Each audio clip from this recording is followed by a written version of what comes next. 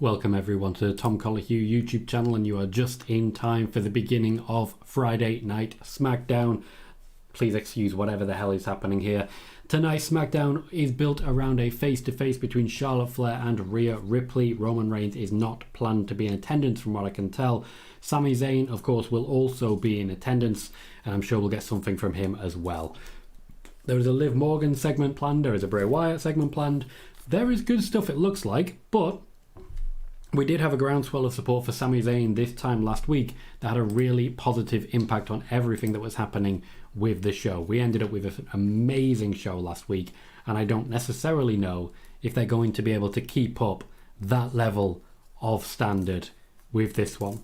It depends, of course, what happens with Sami Zayn. Thomas Phipps says, hi Tom, did you feel a mini earthquake? I did not. I was not aware of a mini earthquake. Interesting. I'll have to look that up. Harry says, hi Tom. Hey Harry. And Christoph says, a Liv Morgan segment. Can't wait to see what it's all about. I'd imagine that will be our Tegan Nox segment. It just makes the most sense to me that that's the plan there. Stuart Ridley also says, hi Tom. Welcome Stuart. Hello everyone. We're starting, of course, with a bit of a recap of Elimination Chamber. Sami Zayn getting his moment, getting his visible pin against Roman, but it did not matter. A lot of focus on Sami Zayn's wife. Harry says, will Bray Wyatt appear tonight? There is a Firefly Funhouse segment planned. So I'd imagine that's what we're going to be seeing. Megan is here as well, saying hello. Welcome, Megan. There is still a lot of focus on Jey Uso.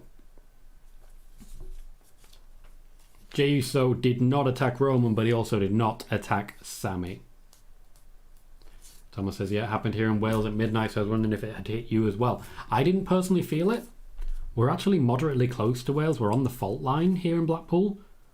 So I'm guessing it just didn't reach quite this far. We are getting a lot of reaction faces of unhappy fans who did not want to see Sami Zayn take the loss there.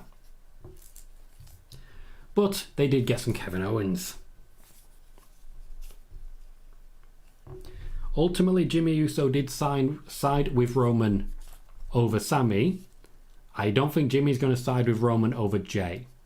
After all, when it came to defending the tag team championships, Jey turned up for his brother. Would Roman. Harry says, did you see Cody Rhodes' rating in WWE 2K23 got revealed? I did not. What was the rating? How's he doing? Thomas says, an FTR returning and winning the vacant tag titles. Then you can also do a tournament for the Universal title and have Seth in the final when his opponent gets taken out and out comes Jay White. That's in many ways cheating by Jay White. I'd rather he just be in the first round and work his way up to Seth Rollins. That works best for me. We're now on to the Raw recap. Still clearly on the Kevin Owens, Sami Zayn focus.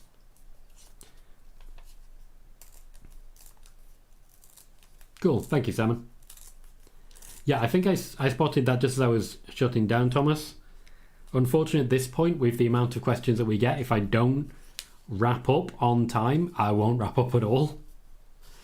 If we are doing, and I definitely won't be able to do a Q&A this Wednesday, but if we are starting to look at Q&A Wednesdays, at least in the build to Mania, then I'd imagine we're gonna be able to answer a lot of questions.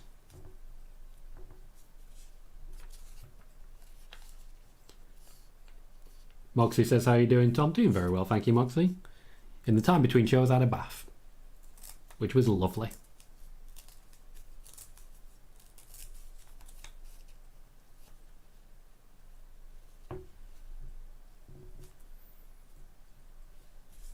Kevin Owens clearly not trusting Sami just yet.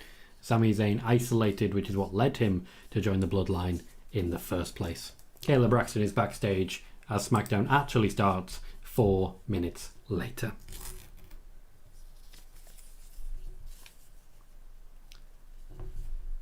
Jimmy Uso is the first one to arrive. I'd imagine the show's going to be built around him. Not bad, Harry, not bad.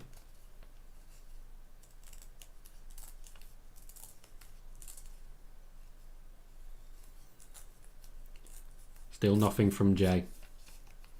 No commitment just yet. Simon says, is Roman on tonight? I don't believe so. No. Jimmy wants to talk to Jay. And I think he's earned that. Christoph says, I don't think it will happen, but it could be funny to see Madcap and Emma both king and queen of the ring. I just think with those two, unfortunately, right now, they wouldn't do anything with them.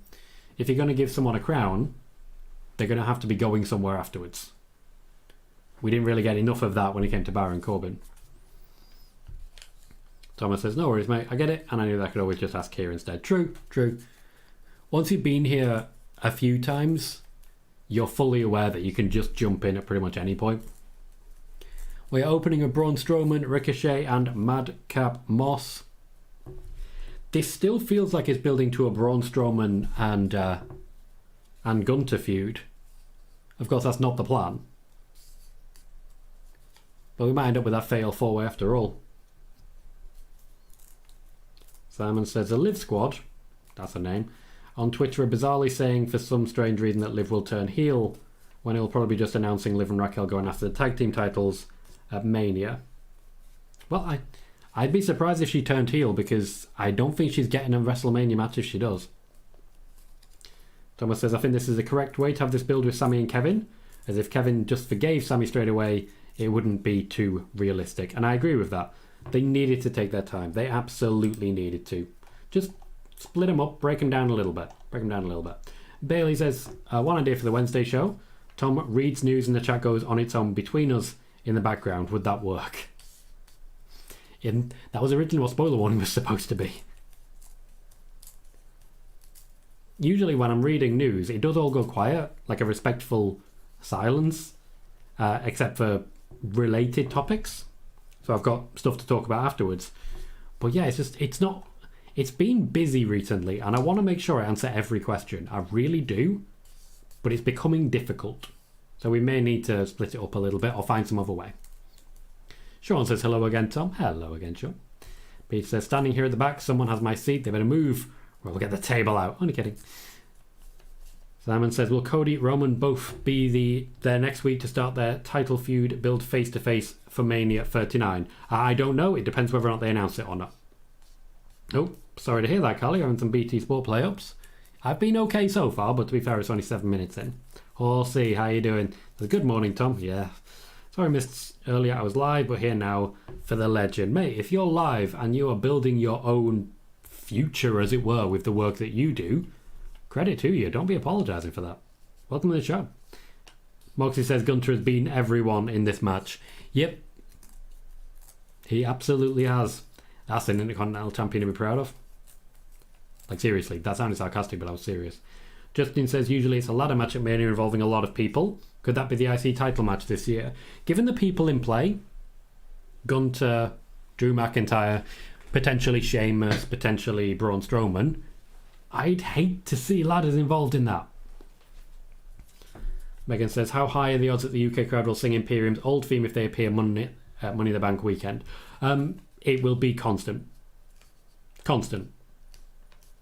And we're all going to make sure. Thomas says, what do you think will be the feud for Gunter at Mania? Still Drew McIntyre, at least at the most basic. McIntyre doesn't have a match outside of that, so it's the only real logical choice I can see. Sean says, SRS said WWE needs to stop with the constant interference. Okay, well, he shared his opinion, and that's, like, good for him. Bailey says, watching Gunter wrestle is like going back in a time machine. He's an old school heel. He is. There's a few sort of Attitude Era throwbacks who do very well in that era, but still a good spot to be in.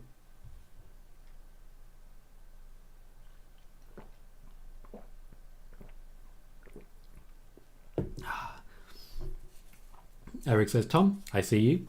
I see Natalya is now teaming with Tegan Nox. For now, yes. We'll see how that goes. Westminster Journalist saying, best WrestleMania. I really enjoyed the last one, but to be fair, 34, I think, is the one that hits it for me, particularly with those two opening matches. Starting with The Miz versus Seth Rollins versus Finn Balor, following up with Charlotte versus Asuka. There is such good stuff there. Such good stuff. Horsey, thank you very kindly for that donation. There's thanks for all the hard work, mate. Did Omos versus Brock surprise you? It did, but not too much.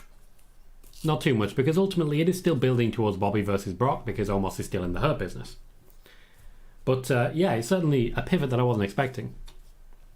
Megan says, good. I miss that music. Classical music really fit their presentation and still very much does. Thomas says, I'm still hoping for the Sheamus versus Drew versus Gunter triple threat match. Me too. I think Sheamus thoroughly deserves it too. And Harry says, Rey Mysterio might turn up tonight. Rey Mysterio will turn up tonight. Rey Mysterio is on the card tonight.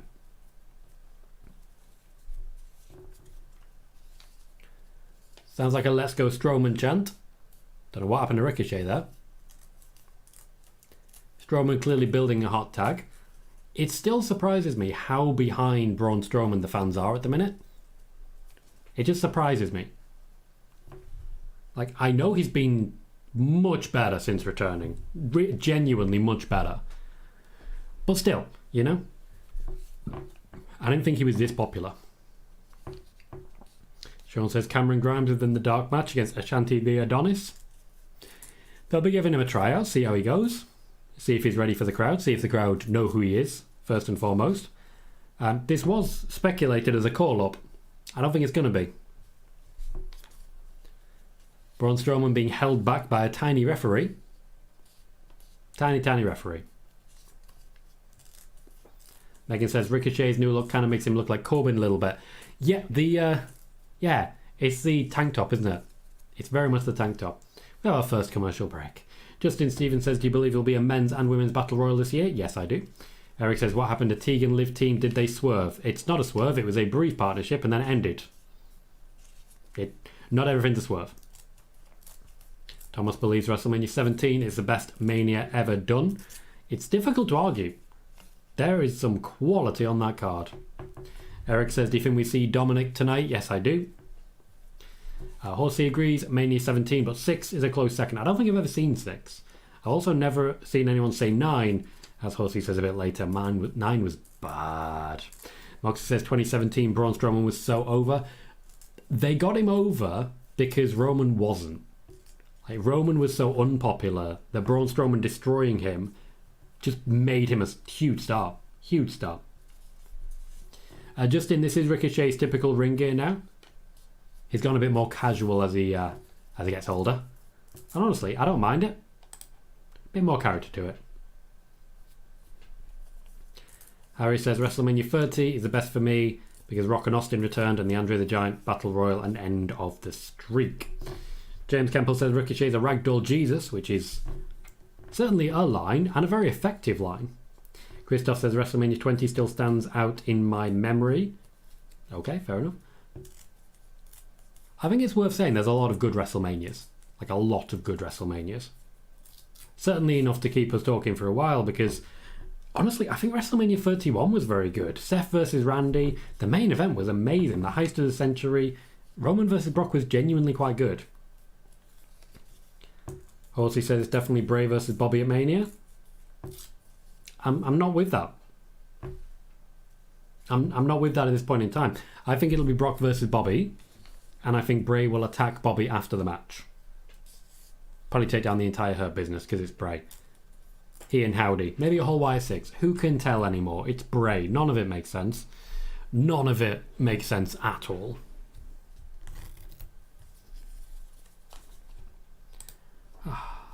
Moxie says, in my opinion, the best WrestleMania was 35. 35. Kofi Mania. Seth versus Brock.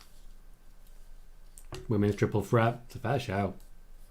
Moxie says WrestleMania 9 was so bad. Was it as bad as 36? How bad was 36? What was wrong with 36? Was 36 the one at the Performance Center? It's hard to tell now. There's been so many of them. It was. It was. They did the best they could. Justin says WrestleMania 20 will be talked about a lot more if Name Redacted didn't do what he did. That's fair. He had a very Daniel Bryan moment at that point, and then his name was redacted. Westminster says, was the WCW invasion always doomed to fail? Kind of, yeah. The fact that they couldn't get any of the big name stars, whether they wanted to or not, it created a big problem. And then you got injuries to Triple H, injuries to Name Redacted, and suddenly they were left with a very, very small and shallow roster that could not compete and that people didn't really want to get behind. Basically what I'm trying to say is Booker T couldn't do it all alone. He tried. Moxie, yep, thank you for clarifying. WrestleMania 36, no crowd, Performance Center, 4-minute main event. Shayna lost to Becky, was the biggest flop ever. FIFA Connor 16 is in the house and immediately making moves. Has renewed the Twitch membership for an 18th month in a row. 18 there. And renewed the YouTube membership for a 7th month in a row. Combined, that is 25 months. Welcome, Connor. How you doing, mate? You okay? It's been a little while. I hope you're good. Christoph says, would it not be weird for such a big name as Bray to not have a match at Mania? No, because he's not really a wrestler. He came back in October. In the 4 months since, he's wrestled 1 match. Says it all. Also says steak is the best. We're back on the crisps conversation, are we? Back on the crisps. I've never eaten so many salt and vinegar discos in my life as after that conversation at Elimination Chamber. Never. Joey says the recent Manias under Vince were garbage, besides night 1 of Mania 38.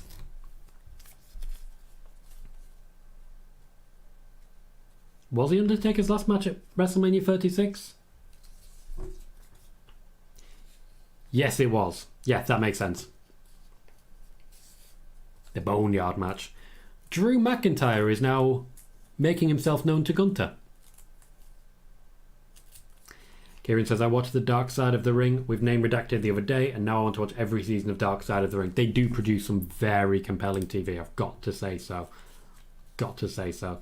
Connor says, good mate, thanks. How's you and how's everyone else? I'm very good, mate. I'm in a very good spot right now. Very, very happy about it. And we've got a pretty busy chat regularly now, so hopefully you'll get some answers to how everyone else is too. Everyone else is too. Drew McIntyre is literally just hovering and watching Gunther at this point. Of course, we've been talking about Drew McIntyre versus Gunther. Doesn't look like that's going away anytime soon. Thomas says, I think the heist of the century will forever be Michael Cole's version of JR's line of Stone Cold is shaking hands with Satan himself. Justin says, imagine the headache it would be to book a 10-man tag with Team WCW, NWO, Sting and Goldberg versus Team WWF, Austin, Rock, Angle, Undertaker and Kane. Left Triple H out because he was hurt. It would certainly be a lot better received than the match we actually got, where it was mostly WWF on both sides. Horsey says, let's really start a debate. Jaffa cake or biscuit? It's a biscuit. Connor says biscuit. Horsey seemed to like that idea. A Jaffa cake is a biscuit. I stand by it. I will continue to do so. I don't think you've started the debate you thought you were. Traffic says, good evening, Tom and chat. Good evening, Traffic. Good to see you. Katana is here. Says, good evening, Tom. Looking forward to WrestleMania. I very much am, Katana. Very much am. I'm glad to hear you are as well. I think there's some very exciting matches planned for WrestleMania that I'm really behind, you know? Really interested in. Sean says, not trying to be a jerk or offend people, but I don't think Carmelo's ready to carry NXT. Braun should lose the belt to a debuting Dragon Lee. Well, if Carmelo's not ready, then Dragon Lee certainly isn't ready, first and foremost. Also, I wouldn't worry too much about potentially offending people. We're all accepting of the fact that different opinions happen. I wouldn't worry too much. Gunther is now finishing off Madcap Moss with a powerbomb. That should be all she wrote. And it is. But Drew McIntyre just hovering nearby. The first real engagement McIntyre and Gunther have had since a Survivor Series in which Drew McIntyre pinned Walter 1-2-3 in the middle of the ring.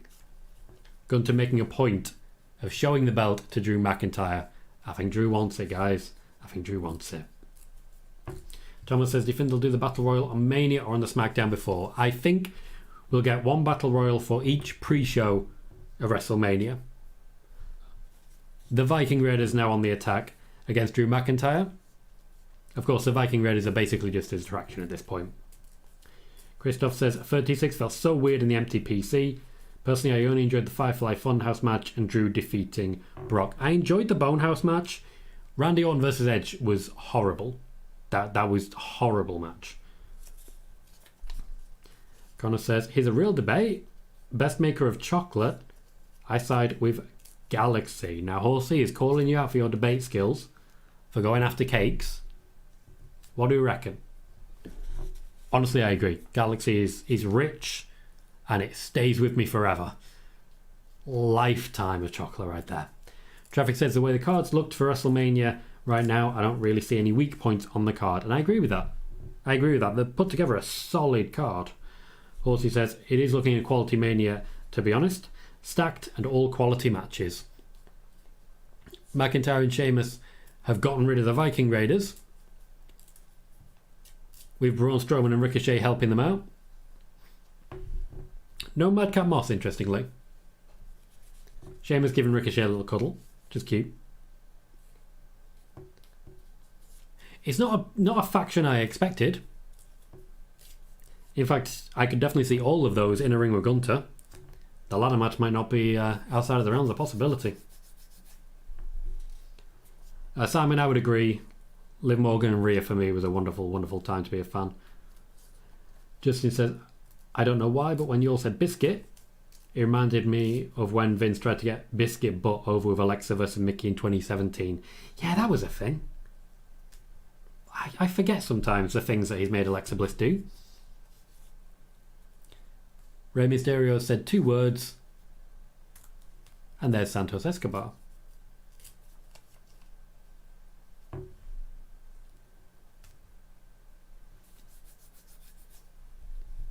It looks like Santos is indeed backing up Rey Mysterio. Oh, Thomas thinks Cadbury's. Horsey likes a Dairy Milk Caramel. Traffic says, I'm glad Ray put the word mask on the side of the mask. I didn't know what that was. He was right. He's done that a lot. Like, over the years, he's made a point of always putting mask on his mask, which is baffling in so many ways. Before the handshake, Dominic Mysterio has turned up. Logically, Dominic versus Santos should be happening tonight, as we continue to build towards Dominic versus Rey at WrestleMania. Rhea Ripley's in the backup as we... Rhea Ripley's backing him up as we speak.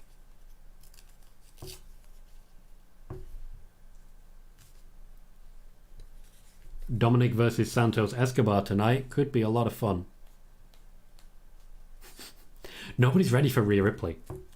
Like, I know it's an Asuka thing, but everyone's always surprised to see that she's there. And I love that. Just everyone's a little bit freaked out by her. I really like that.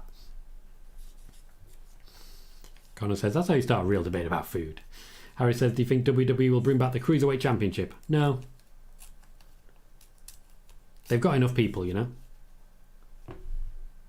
And the Cruiserweight division isn't exactly what it was.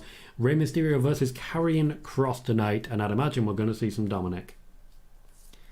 Westminster journalist says, OVW is producing great talent over the years for WWE. I haven't watched enough of it. I really haven't.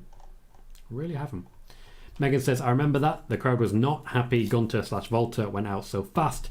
This is as regards Survivor Series. Megan would say Mars in the chocolate debate, mainly because they make M&M's, Maltesers and Snickers. Some very good choices.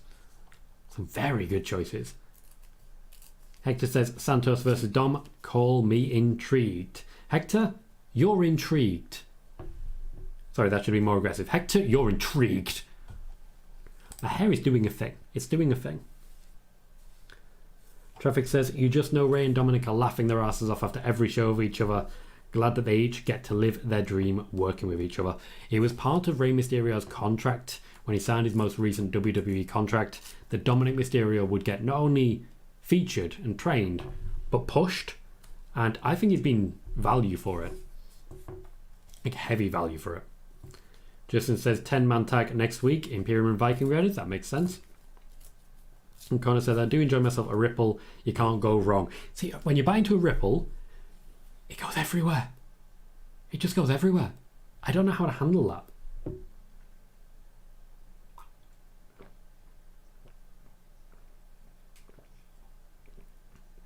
Yeah, Connor, the first 40 minutes at the Elimination Chamber watch party, we were just talking about crisps and what was the best crisp. Don't get me wrong, I don't regret a second of it, but it was not what I was expecting, you know? Usually when I start a show, it's all wrestling chat. Spoiler warning, is all wrestling chat. But I really do like the watch parties because we just sort of wander away. We just wander off topic. It's lovely. It's lovely.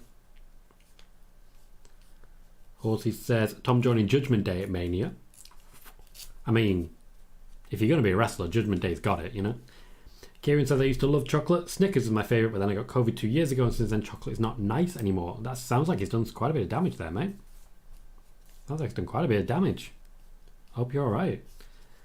Megan says, this is a big plus to the twirl. It's a thicker chocolate, so it doesn't crumble as much when you bite into it. It does still crumble, but you're right that it doesn't fall apart in the same way Ripple does. What? How do we always end up having these conversations?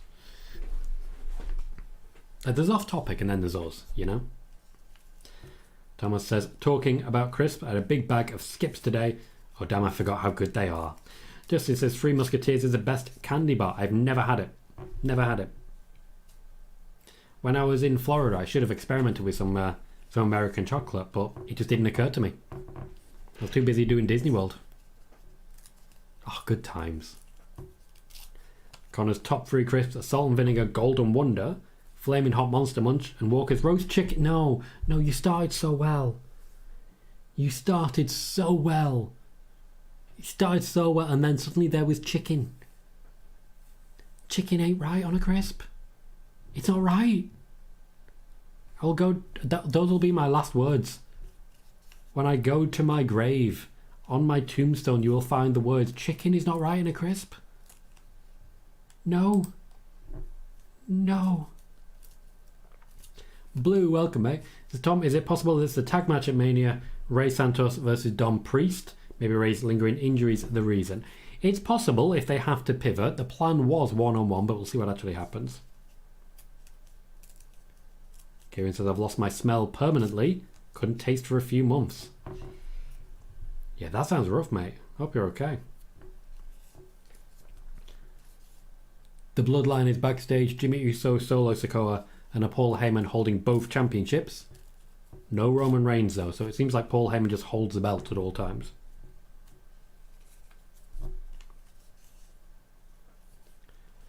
Traffic says, watch parties are 30% wrestling talk, 40% random talk, 30% sitting in amazement watching the Bloodline story play out.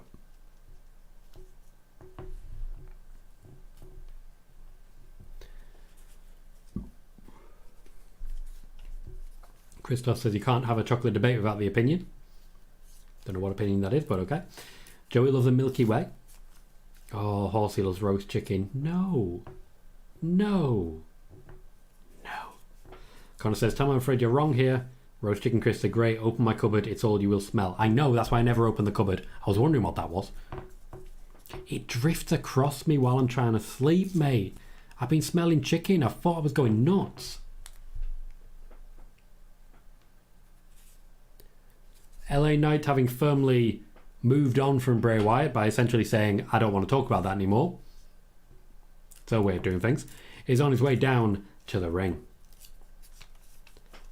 Horsey says, how's SmackDown, by the way? Yeah, so far so good. We've only had a half hour. The opening match was sort of by the numbers and not very exciting, but then we saw Drew McIntyre stepping up towards Gunter, so I'm excited to see that feud finally starting. Justin's glad LA Knight's back. Traffic says nothing beats a Kit Kat that's been in the freezer. A Kit Kat or a Chunky?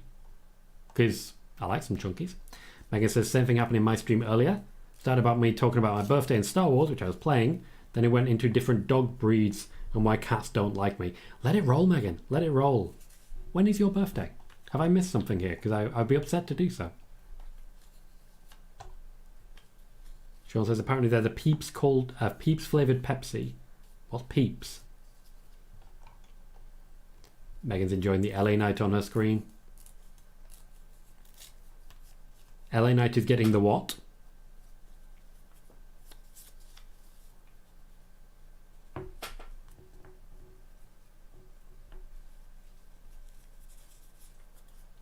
Thomas says ketchup flavoured crisps hit different. As a kid they did. I've gone past them now. Connor says I enjoy Kit Kat Chunky every now and then. The fudge one is so good. Kieran says chili chocolate straight out of the freezer was good. I love me some chili chocolate. What's LA Knight looking for here?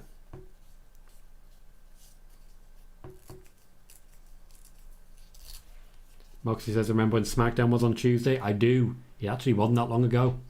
It wasn't that long ago at all. Christoph says, sorry I messed up. Can't have a chocolate debate about the opinion of a Belgian guy. Côte d'Or is the best. Interesting. Welcome, Astrid. Thank you kindly for the raid. I hope you're enjoying presenting your show.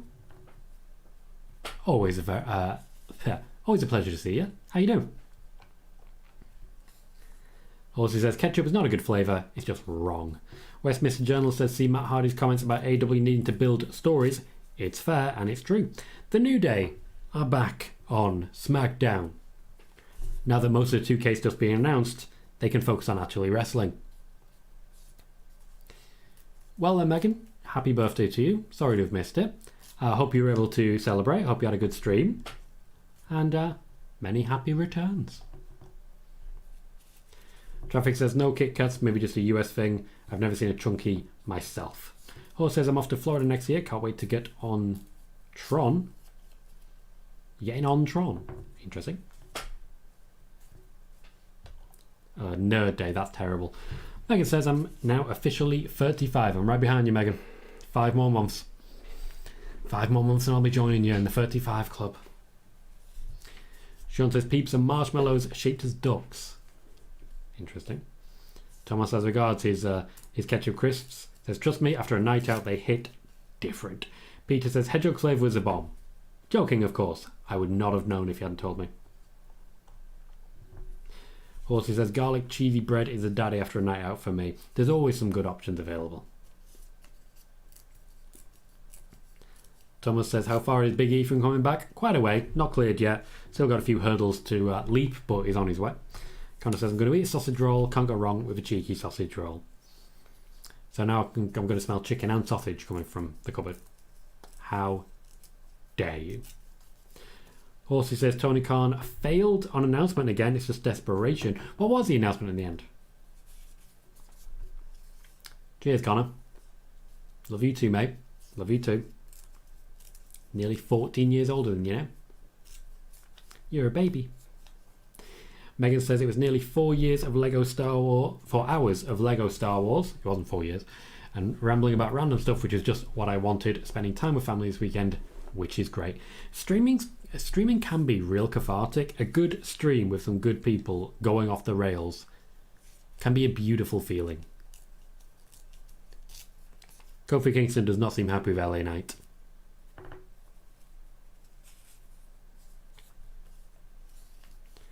Hector says, I love when wrestlers make sense in their promos because Kofi is right. LA Knight hasn't earned the right to ask for a moment.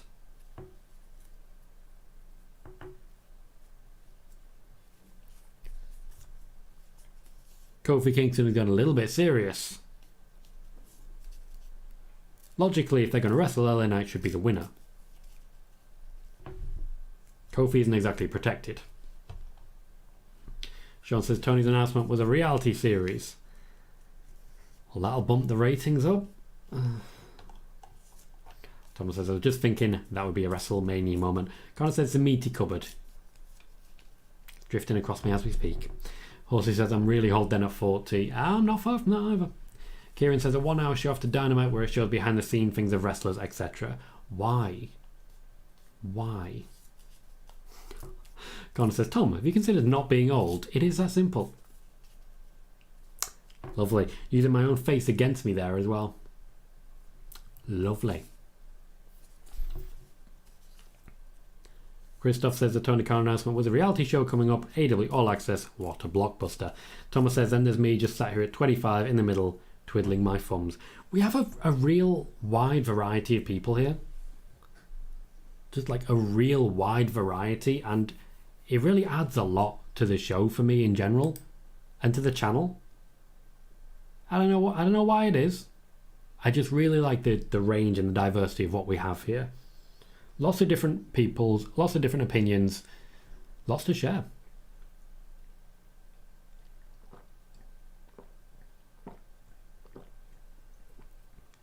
Well, that's a line, Connor.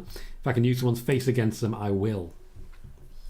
Hector says, to be fair, Tony Khan didn't even make the announcement. He had Adam Cole announce it. Yeah, so he knew it wasn't great. He knew it wasn't great. But that's the Tony Khan thing. When the ratings start to go below 1 million, he starts to suddenly have some major announcements to make. but they're not major announcements.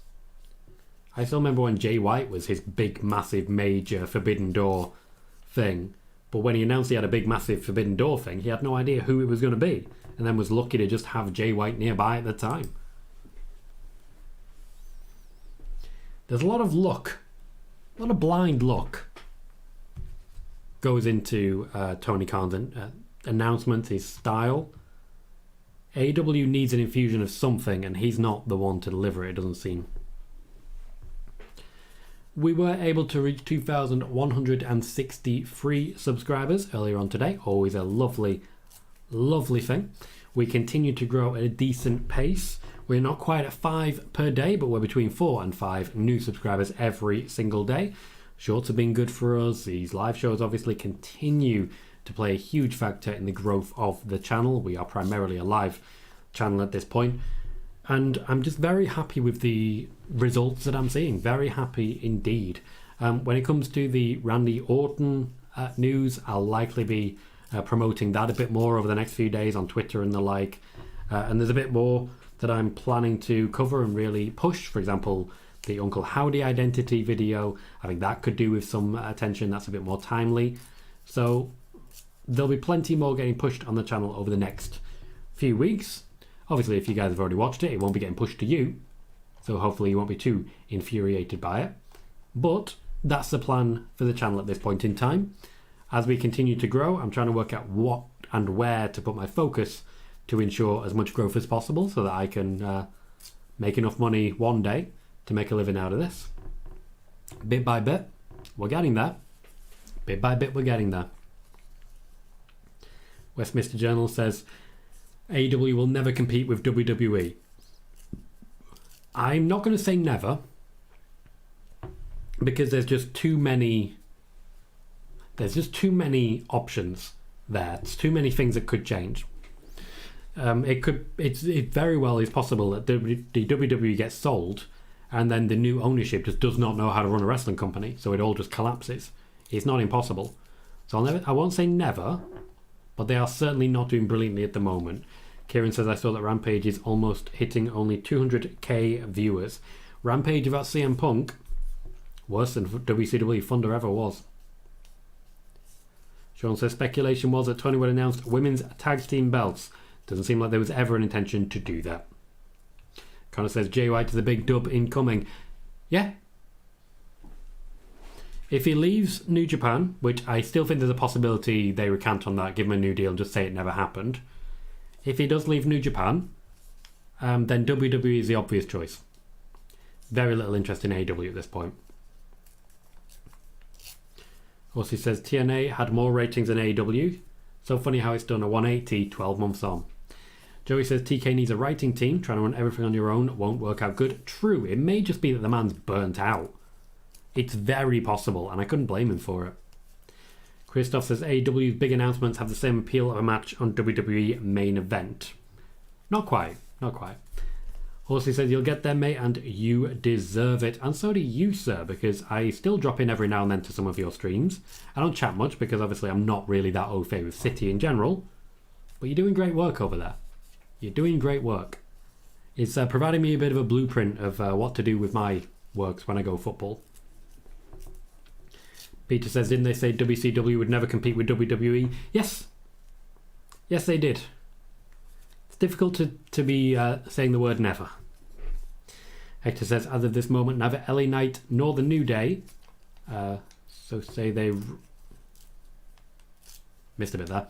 So say they run this back as a tag match at Mania. Who would you like to see as LA Knight's partner? Honestly, Karrion Kross. Get him on the card. Thomas says, who do you see winning, Jake Paul or Tommy Fury? I don't think I could possibly care any less about this one.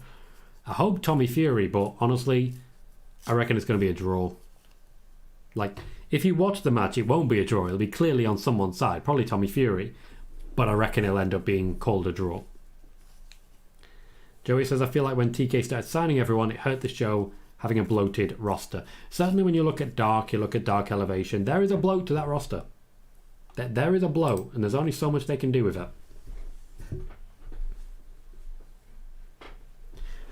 Horsey says, if some fans of AEW hadn't been so arrogant at the start, I'd be more behind it. but some of their fans were so arrogant, didn't want it to let it grow naturally. The issue, as much as anything, is it hasn't actually grown. And I think that's the biggest problem. AEW's retention rate was always terrible. They could not convert viewers into fans. They couldn't.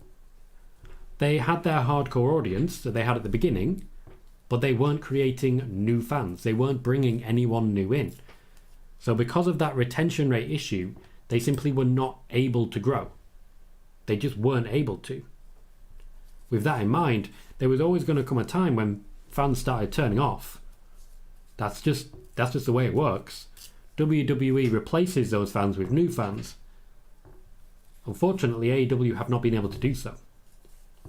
Connor says, talking of football, Tom, thoughts on how United is doing, thoughts on the takeover, and prediction for the Carabao Cup final. Right. So United doing really well. Erik ten Hag is doing a great job. It was clear from the beginning that he would eventually get there, but they'd have some dark days first. They're certainly doing better than Liverpool are right now. As regards the takeover, I'd rather we didn't keep celebrating billionaires. I don't like that Newcastle was bought by the Saudi Arabian Investment Fund and everyone just decided that Saudi Arabia was fine now. I don't like the means to an end thinking, and I hope that's going to be the case for United to get rid of that. As regards the Carabao Cup final, I think it's United's, because Karius. Also, to be blunt, Newcastle are not quite what they were at the beginning of the season. Traffic says, LA Knight getting a partner versus New Day. Could it be Cameron Grimes? Kieran says they both put their money earned from the fight on the line, so loser leaves with nothing, so it's 100% ending a draw. This is, of course, as regards Jake Paul and Tommy Fury. Joey says, I think LA Knight versus Pat McAfee could happen at WrestleMania. This was suggested by Parrish as well earlier, which is, I feel, a good call. Horsey says, Tony Khan wants massive matches but no storylines, like WCW doing pay-per-view matches on Nitro. It's short-term success only. That's not the case, though, I don't feel. He has had some very long-term storylines. Primarily, the one with the Elite, the one with Hangman Page. The issue is, they've gone through all the ones they had before they started, and now they've run out. So I don't think he's necessarily booking how he wants to book. Sean says Saraya's getting a lot of hate recently. Funny how the same people said she was a game changer for AEW, would bring eyes for the women. Now she's been called the Ronda Rousey of AEW and is apparently holding Toni Storm back. I believe Daniel Bryan said it best. Fickle. Fickle. Fickle. Christoph says, that's normal, Tom. Look at the AEW product. A bunch of random matches, no big stories, nothing attractive for long-time casuals like me to get invested. The problem previously was long-term storytelling. Because the casual audience don't care for it. You wander in, and I've done this myself. I've turned on AEW, watched the show, and by the end of it, I'm still wondering who everyone is and what they're actually doing. Because there's no recap, there's no communication, there's just do what you can and good luck to you. It's not great. Joey says the only long-term story I can remember in AEW is MJF and CM Punk's feud. Horsey says, back shortly, offer some food, mate. Lurk mode is on. Thank you, Horsey. Appreciate that, and enjoy your food.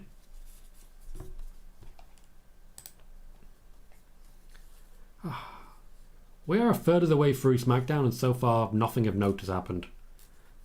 Drew McIntyre stepped up. That was nice. There's clearly something going on with Jimmy Uso. But while the wrestling quality is undoubtedly good, the wrestlers in question aren't that appealing to me. I love the New Day on Up, Up, Down, Down. I love the matches they have in the tag team division, but the way they're being used over the last few months, it's just kind of disrespectful. Considering how much they mean to this company, how much growth they've guaranteed with this company, how many people and eyes they bring to the product of this company, the fact that they've just been getting involved and losing so much, it's not a good look. They won the NXT Tag Team Championships just to lose them after all. Peter says, another problem with AEW's amount of factions, I get confused by them. It's hard to keep up. It is hard to keep up. Nothing really stands out because of just how much happens on each show. You just get bombarded. And it's very difficult to really understand what's going on. If you're watching week in, week out, you'll know what's going on. You'll be fine. But if you're not, there's no reason to watch next week. Moxie says, Tom, where do you see the next Universal Champion being crowned after Cody vacates it? America. I would imagine it'll be in America. If you're asking me who's going to be the next champion, that's not a question I can answer right now. It may not be anyone we expect.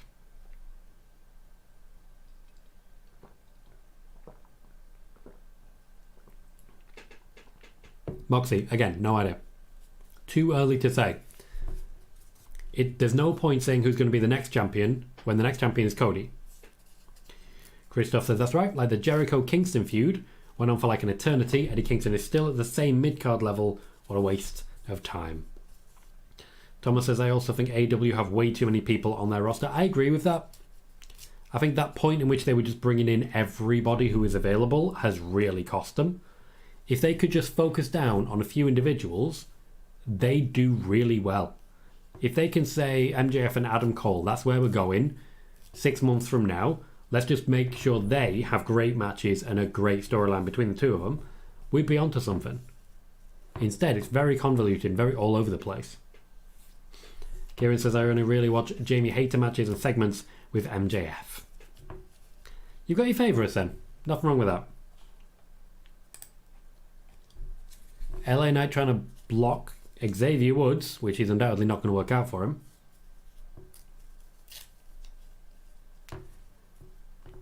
LA Knight versus Bray Wyatt really showed you what LA Knight can do. This is not a good enough follow-up. Not good enough at all. Hector says, Tom, I know you and Wade Keller probably have busy schedules, but if the opportunity ever presented itself, I think a podcast with you and him would be a great listen from two amazing wrestling minds. I pitched this to him before, but as you say, very, very busy. Very busy. What I'd like to do is bring him in for a spoiler warning and essentially say, okay, guys, this is Wade Keller. What do you want to ask him? And then I would just filter the questions and what is going on with me? What is that? And then I would just filter the questions so that he's not getting like 15 or 16 a minute, you know? I would imagine if you guys are given the opportunity to ask questions of Wade Keller, you'd have some ideas. If you can give me a snippet of some of those ideas, maybe I can pitch them to him and get him along. Connor says, no offence to you, Tom, but I'm finding Chelsea and Liverpool season hilarious. If I wasn't in it, I would be too. Like, Liverpool are getting there. Gakpo, Nunez and Salah are starting to really gel. But I don't think Van Dijk has long left. I really don't. I know what you mean, Moxie. You don't seem to know what I mean. I can't answer that. I'm not going to tell you who the next champion is and when they're going to be crowned when we don't have a new champion yet. Just give it a minute. You don't need to know the next 15 years of plans, mate. It's okay. It's okay. And to be clear, I'm not saying Cody Rhodes is going to be champion for the next 15 years. Just want to be clear on that.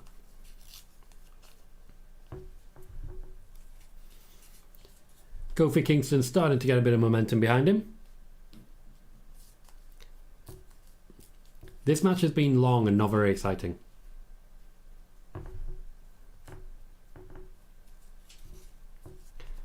Sean says, Wednesday could be your day where you go back and tell us what is right and wrong on the rumour roundup. True, fair. But if I'm going to do a Q&A, then that kind of defeats that purpose. The rumour roundup from Cage Side Seats comes out on Sundays. Might be worth it. Westminster says, reach out to Wrestling Bios. Why is that, mate? Wrestling Bios has their own channel.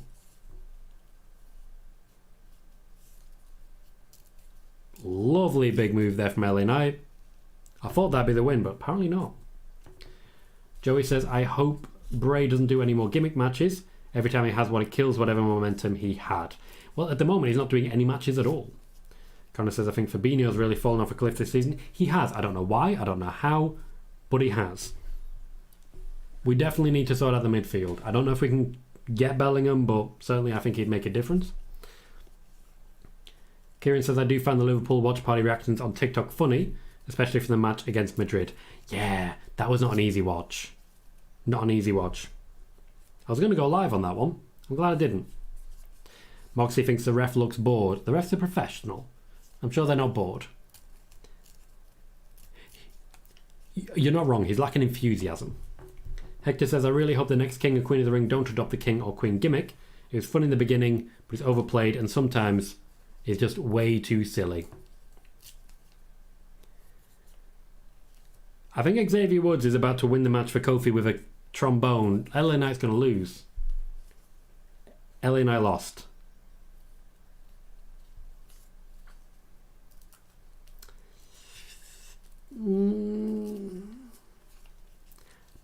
Triple H likes to have people losing when they're just starting out. And LA Knight is still relatively new to the main roster.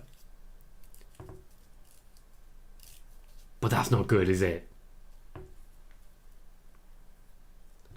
Karrion Kross in trouble. LA Knight in trouble. I'm not there for that. Blue says, I think Finn has a real shot to being the next Universal Champion. If Judgment Day's on SmackDown and Gunter still has the IC title.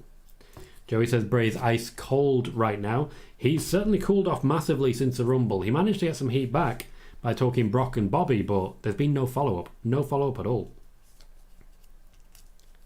Kieran says the refs get paid to have the best seat in the house. They're 100% loving their job.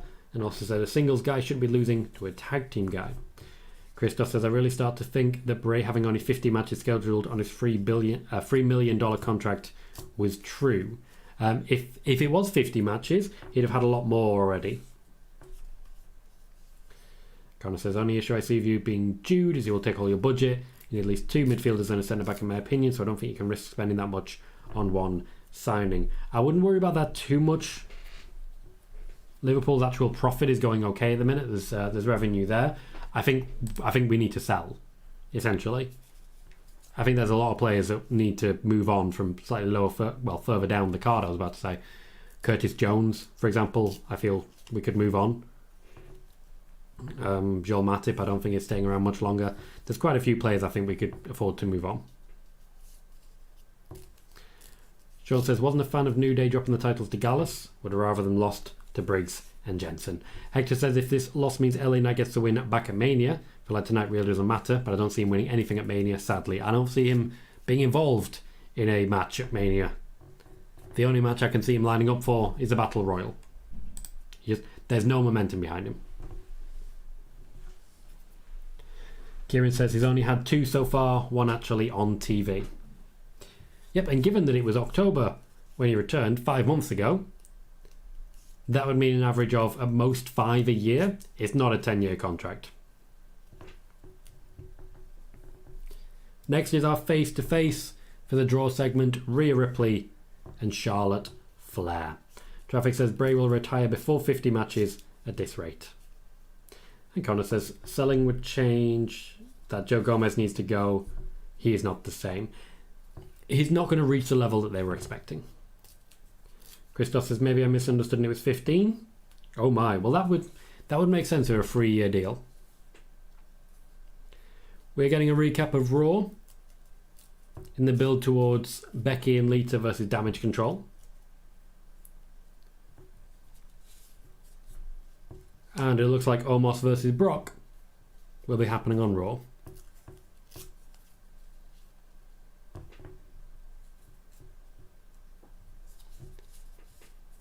This is a very, very long Raw hype package.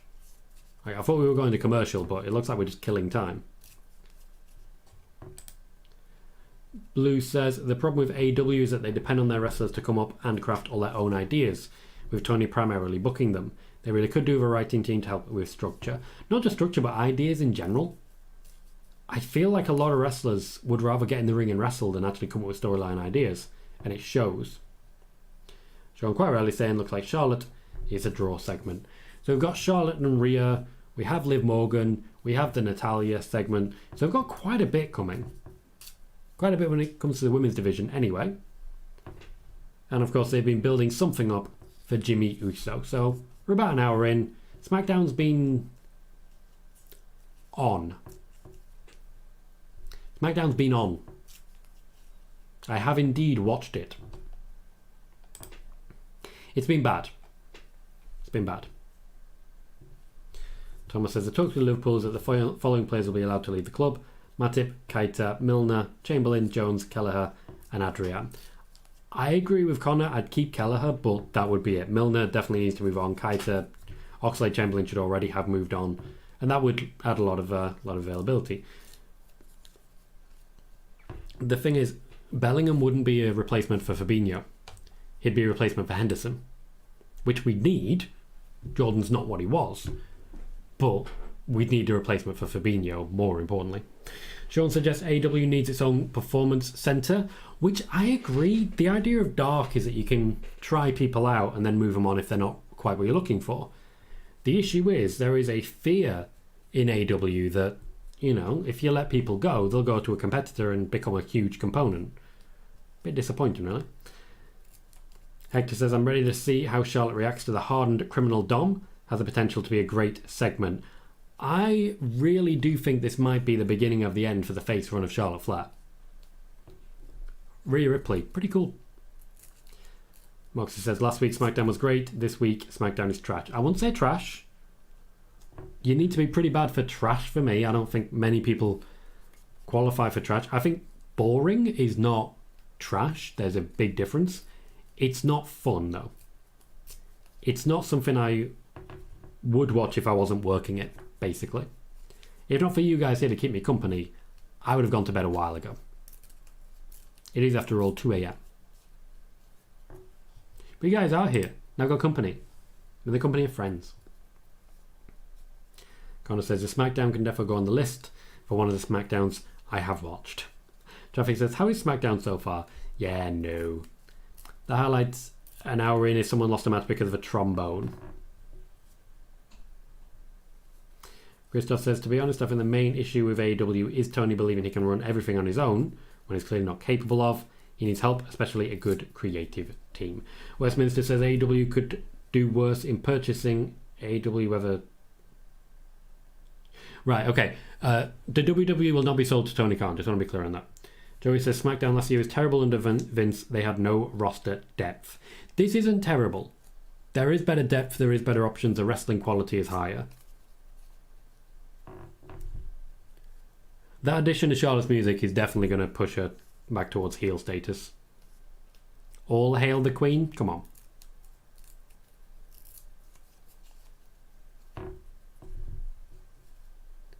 She's wearing her face. Charlotte has a dedicated face and a heel face.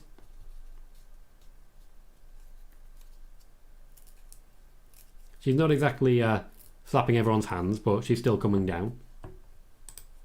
Give it time.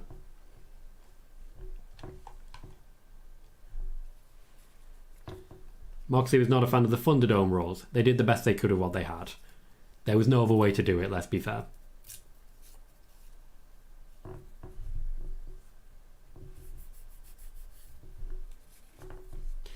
WrestleMania, of course, as Michael Cole just said, 5 weeks from tomorrow.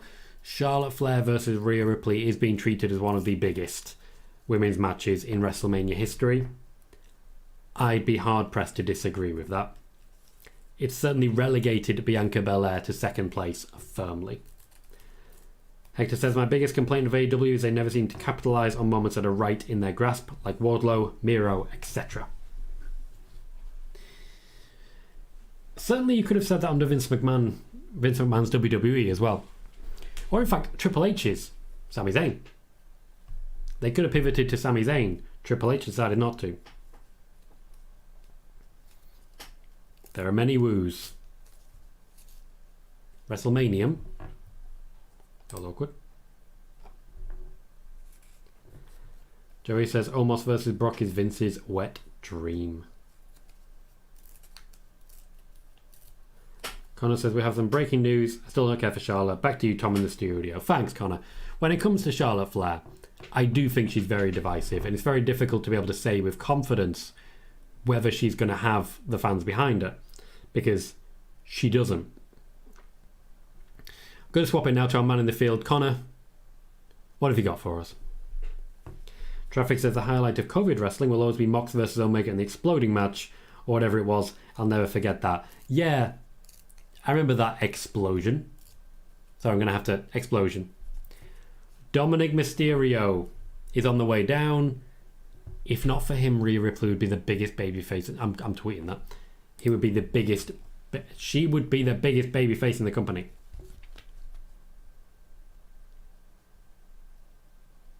Keep saying my queen, which is nice. Bad pronunciation. Dominic Mysterio is the only reason Rhea Ripley is still a heel and not the hottest face in the company. He's so hateable. He does such good work.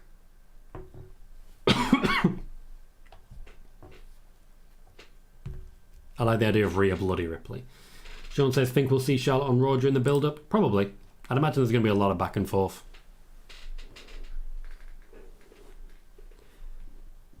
Kieran says, when was the last time there was a main title change on a minor pay-per-view? Everything has to start or end at WrestleMania now, it seems. It's a good question, that. It's a good question. Certainly there have been some changes on TV. Gunter winning the Intercontinental Championship, for example. I think it was Survivor Series where the United States Championship swapped hands. It's a difficult question. This is getting real creepy.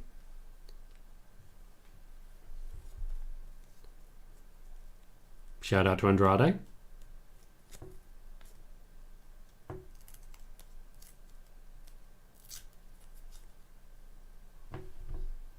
Oh, Charlotte going low there. Traffic says, I don't know what I'm watching. And you know what? Neither do I, but I like it. Dominic's proven he can hang with anyone, really.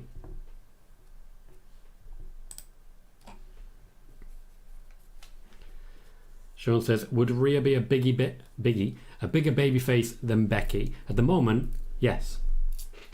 Much in the same way that Cody Rhodes long term is a bigger babyface than Sami. But right now, not so much. Hector says, Charlotte resisting to be a heel again is eating her alive. She's just a natural heel. Yeah, but when you're in the ring with Dominic Mysterio, you're always going to be the good guy, let's be fair. It's not going to last.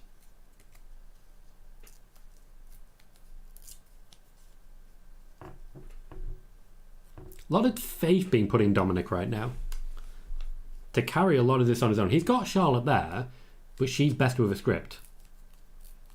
She's never been a comfortable ad-libber.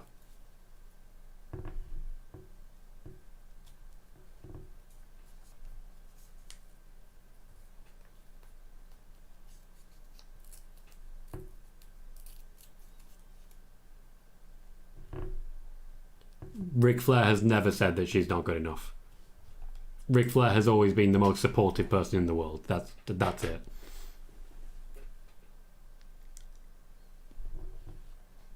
Thomas in the reference Andrade. Resident Evil AMC says, what up? How you doing, mate? Been a little while. Hope you're good. Christoph says, on a minor pay-per-view, this must be Extreme Rules when Ronda won the title back from Liv. Yes, fair point. Good spot.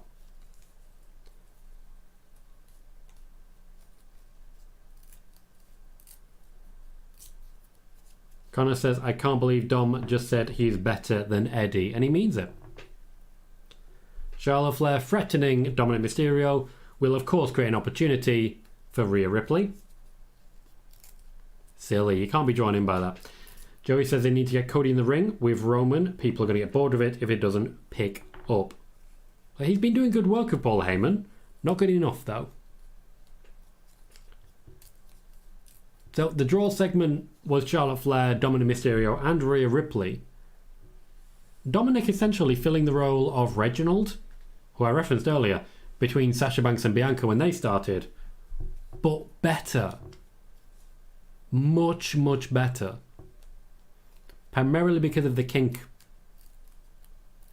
The kink of Rhea Bloody Ripley. I don't think Rhea actually has anything to say. She's just being dragged away by Dominic. I've just seen a sign in the crowd that says Dom likes to drop soap. Gotta respect the ingenuity.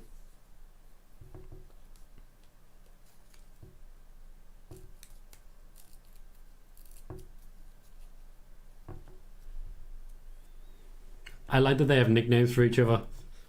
Princess. And that bye, mommy. I'm enjoying this more than I should. Just everything Rhea Ripley does has an element of something else. Something that it shouldn't. But still.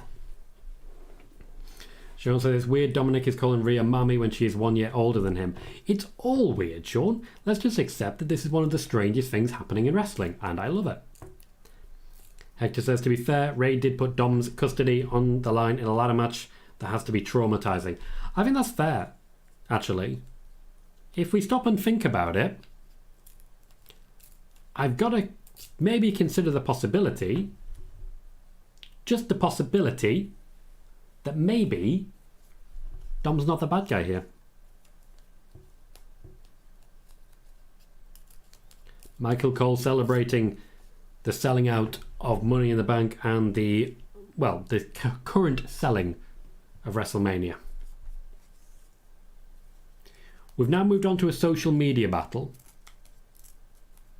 Ugh. We were starting so well. That was a good segment between Charlotte Flair and Dominic. Rhea Ripley played her role well, even though it was quite small.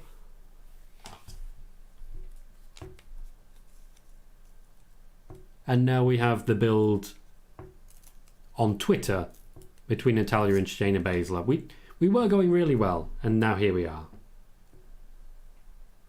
Peter says, really uncomfortable with the Mami storyline. Maybe I'm too old for WWE. Christoph says, really nice to see how Dom and Rhea elevate each other. Good work. Completely agree. Blue says, Mami isn't about age, it's a state of mind. It's more than a feeling. Eric says, Dom has gotten so much better with his heel work. He started good, he's getting better.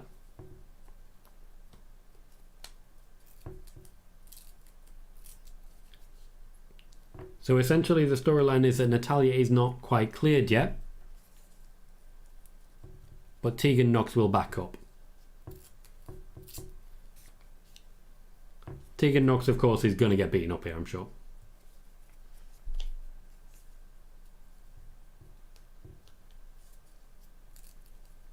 If someone's injured and they're not cleared, stop letting them wrestle. It's not good management. It's really not. Moxie says, what's the point? Shayna's just going to lose. Natalya's just going to get beat up. I mean, maintain some hope. Let's not forget Ronda Rousey's going to be involved too. Logically, during the match, Ronda Rousey's just going to destroy Tegan Nox on the outside and then see what happens. I think it's the right way to do things. Westminster says, can Dom be a main eventer? Everything is on the table. Everything is on the table. There you go, Connor. For a 21-year-old, you know stuff. Eric says, isn't Dom older than Rhea? No, I don't believe he is. Thomas says maybe Eddie was telling the truth and he was Dom's dad and Rey stopped Dom from being with his true father. We know they're going to mention Eddie a lot, primarily because, well, Dominic really takes a lot from his playbook in a good way. You don't want to miss the opportunity when you've got those connections to Eddie to use that connection to Eddie. We are just over halfway through SmackDown. I'm yet to say this, so I'll say it here.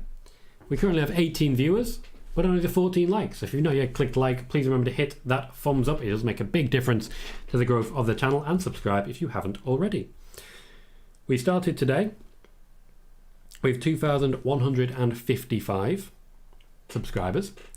We're currently sitting at 2,163. Numbers I'm very happy about, what can I say?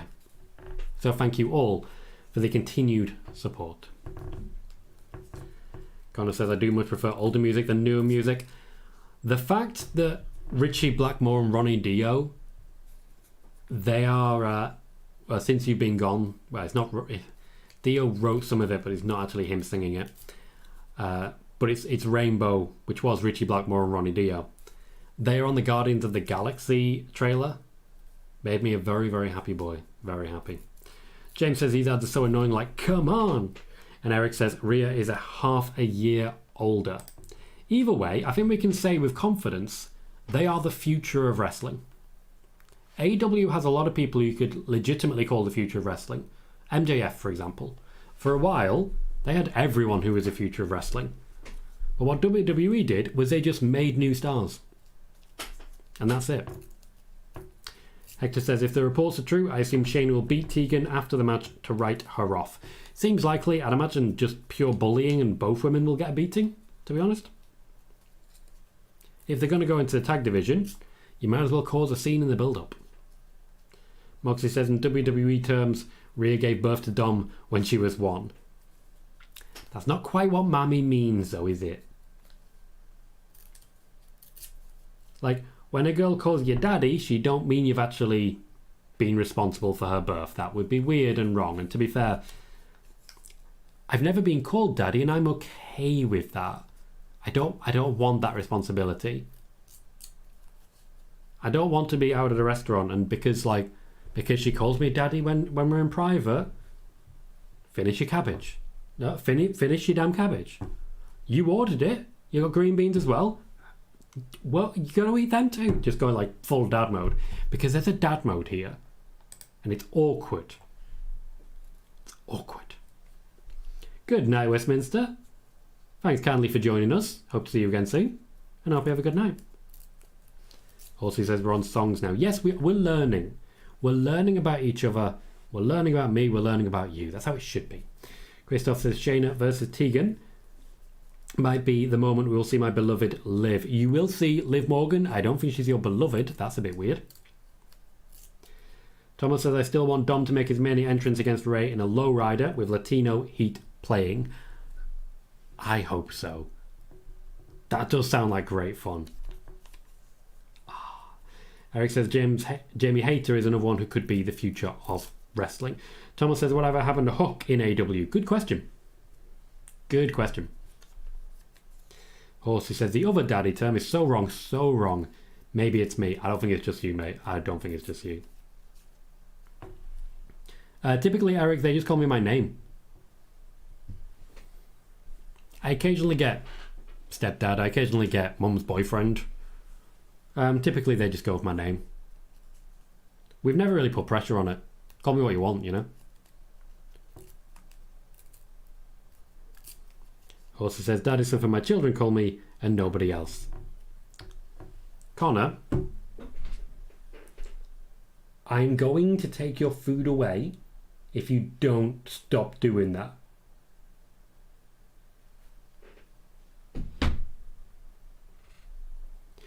James says the hype of AEW seems to have died off since Triple H took over. I can't disagree with that. I really can't. A lot of the excitement has diminished rapidly when it comes to that. A real shame.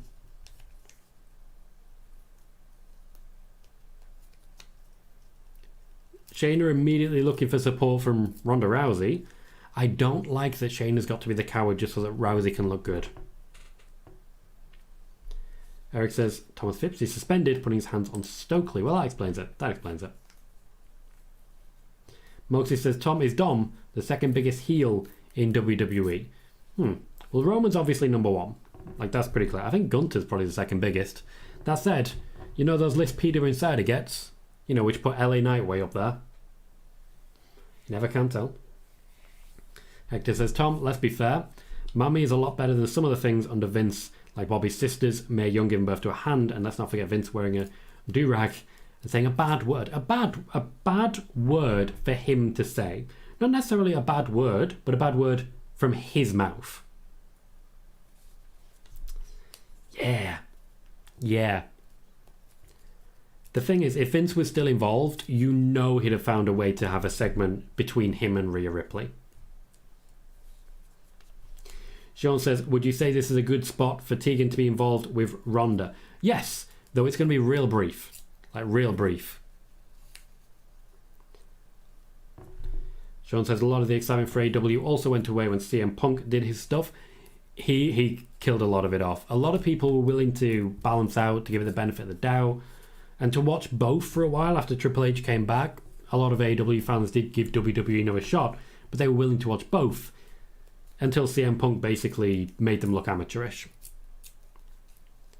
Natalya's German suplex has no height to it. Like, no height whatsoever.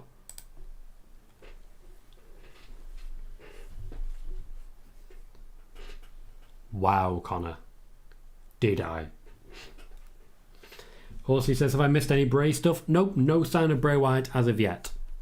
Apparently he will be on the show, as will Liv Morgan, Jimmy Uso, and more Bloodline. This is a bad match. Shayna Baszler just got a legit kick in the back of the head. Just awkward. James says, Shayna is so much better than Ronda. This whole thing should be the other way around. Ronda's established. It's all about who the name is. Thomas says, just hearing Latino Heat would make me pop. Horsey says, Cody seemed really hurt talking about the Punk stuff on Ariel's show. Well, he represents WWE now. Cody Rhodes has always been a company guy, and he continues to be. Natalya takes the loss, tapping out to a dodgy looking armbar for Shayna Baszler, and Baszler immediately goes after Tegan Nox. Just a kick at this point, nothing major.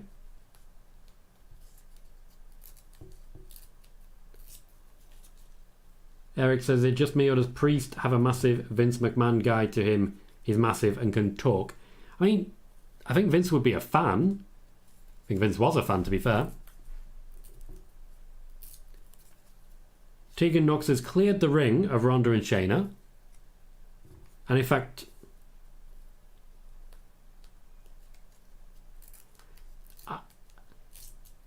you're done next week, Skittles. So Tegan Nox does not look injured. I'm guessing that'll be a backstage thing. Or not at all. Up next for the draw segment in the middle of the second hour, a Firefly Funhouse. Christoph says Shayna needs to win clean here for Ronda helps her. She'll look so weak. There was a distraction element. I still call that a clean win, but there was a distraction element. Eric says, while ago Tegan wasn't expecting that. Well, to be fair, if they can give them a tag team match next week and further establish Ronda and Shayna, why not do it? Hector says, honestly, I think Tony Khan kind of lost some respect after sitting there and watching Punk run down his roster like he was helpless. It wasn't the best look for TK. As I've reported since, there has been a serious impact on the overall level of trust in Tony Khan, in that there isn't really an overall level of trust in Tony Khan anymore. A lot of people in AEW in that moment decided that they did not want to stick around. Sean said it looks like the rumour for Tegan wasn't true. There is still time. But hearing Ronda Rousey shout next week, that suggests to me that the rumour indeed was not true.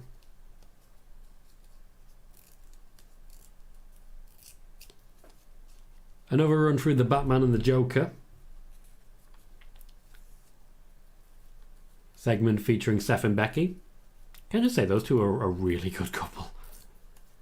There's just something magical about the absolute respect that he shows her at all times in every way. They cheerlead each other. It is beautiful. Connor says, Nox looks the opposite of injured, actually. I know, right? If anything, she's flying around. And Thomas says, Bray is next up.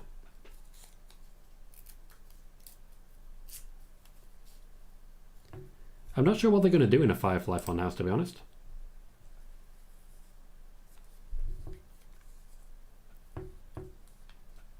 Moxie says, Tom, it's so crazy to me. 5 weeks left of Roman Reigns' historic reign.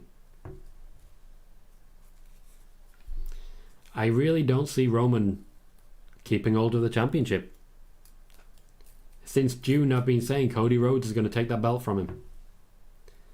And so far, when it comes to WrestleMania, got a good record. Drew McIntyre popped up this morning. Well, I say this morning, popped up like an hour ago. It's not a morning. Well, technically it is, 1 a.m. Drew McIntyre popped up. Let's just leave it there.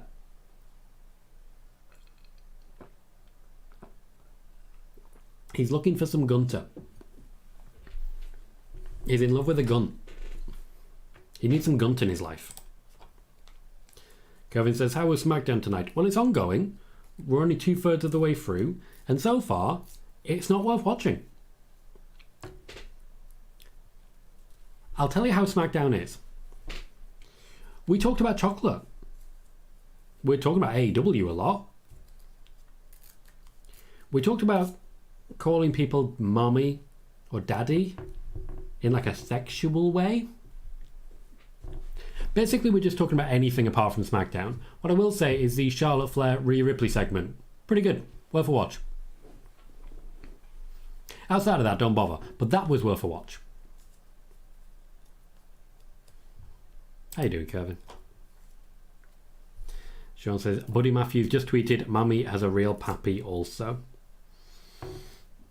It was a good reference to Andrade. It was a fair cop. Hector says, I know outside perceptions of Bray's current story isn't the greatest, but here's the thing. We need to think about first and foremost is that he seems to be happy and just enjoying being there, and that's what matters most. No, I do agree that as long as he's happy, I'm happy. That doesn't mean I don't get to be disappointed about the fact that the storytelling is weak. I don't know how much of that is him, how much of that is him being limited by others.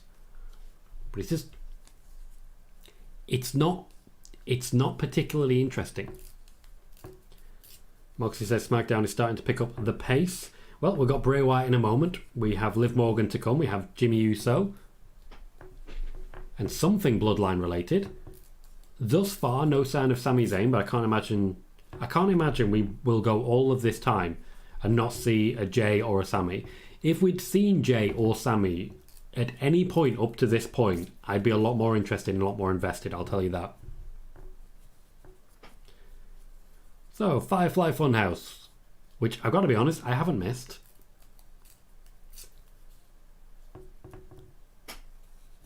We just seem to be going backwards with Bray. Retreading the same stuff.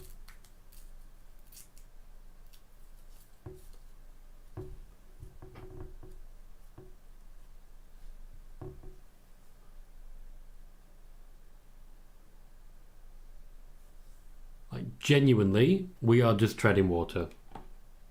We're playing with dolls. I'm not here for it.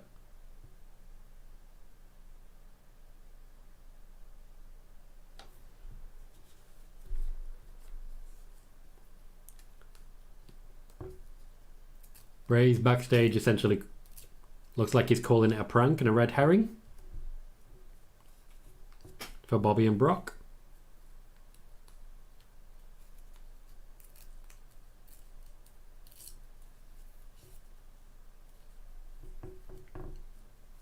It looks like he's focusing on Bobby. I don't know what's going on. James says Brock should take the Usos down. Interesting. Thomas says, not sure if you answered my question earlier, but was wondering if you knew how long was left on Omega's contract. I do not. I do not know. There are reports out there, but they haven't been confirmed.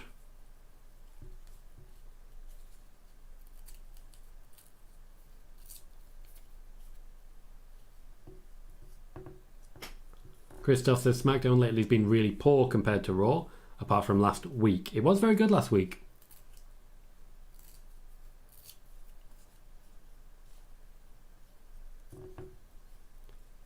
Okay, there comes a point at which none of this is worth your time. I think we're jumping the shark. I think we're actively jumping the shark. Joey says, I feel like the Bloodline has overshadowed everything else, making people not care about the other stories. Also, to be fair, the other stories, not that great. Kieran says, what happens to Soul after Mania? Does he just disappear to catering? No, personally, I'd still have him working with Roman. Personally. Hector says, this is so bad it's good. Disagree. For me, it's so bad it's bad.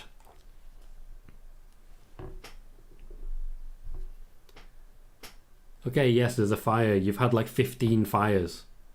At least Kane made something of himself after the fire.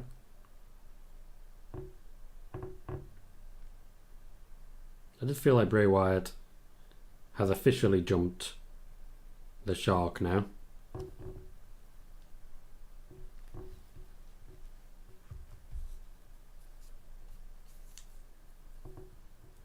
Okay, well that happened. It's just getting annoying now. Joey says, does Bray even know where he wants to go with this? It seems like he's always going backwards. Thomas is just saying, WTF is this? James says, Bray's acting like a conspiracy guy that lives in his mum's basement. I mean, he lives in a fun house. Says it all, really. Kofi says, I can see people click the channel because no Roman Reigns tonight. Kieran says, is Roman not taking a big break after Mania then? Everything seems to point to the fact that he will be taking a break after Mania to catch up on his dates. Traffic says, Bray's got a story to tell us. Hope it's not too long. It might take the next year. It might take the next year for him to get into one more wrestling match. And Horsey is disappointed.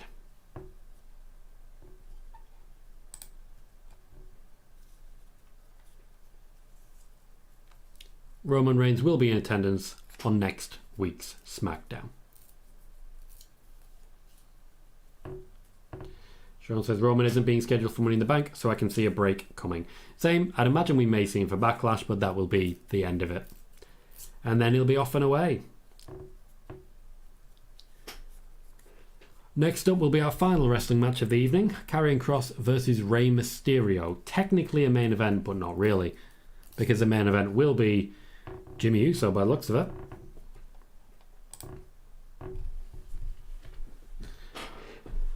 Christoph says, SmackDown looks too much like the B show. Hopefully Hunter will fix that with the draft and have a better balance between both rosters. Horsey is off. Says, so tired. See you Monday for spoiler warning. Thanks again as always. You're welcome, Horsey. Thank you for your donation earlier today. Your continued generosity and support. Thank you kindly. Connor says, I enjoyed that, but I'm definitely in the minority on that one. Thomas says, Roman will be there on SmackDown next week. Yes, he will. And Traffic says, I just had so much hope when Bray came back. I'm officially out on him though, I think. Joey says, I hope SmackDown doesn't fall apart when Roman is gone. And Eric says, have we seen Liv yet? We have not seen Liv yet. No sign of Liv Morgan just yet. One thing I do want to mention is that if you are a member of the channel, whether as a channel supporter, which is $1 a month, or as a channel member, which is $5 a month, you will have access to a special members only video in which I break down a lot of information I currently have as regards the WWE sale. Who is interested, why they're interested, and what they may do with the company if they are able to achieve a purchase. There's also quite a little bit about the Saudi Arabia deal, how that's blocking other people from interest, and also how much money they would be paying themselves as a result of winning the company if Saudi Arabia do get the winning bid. So if you're a channel member, please don't forget to check that out. May be of interest to you.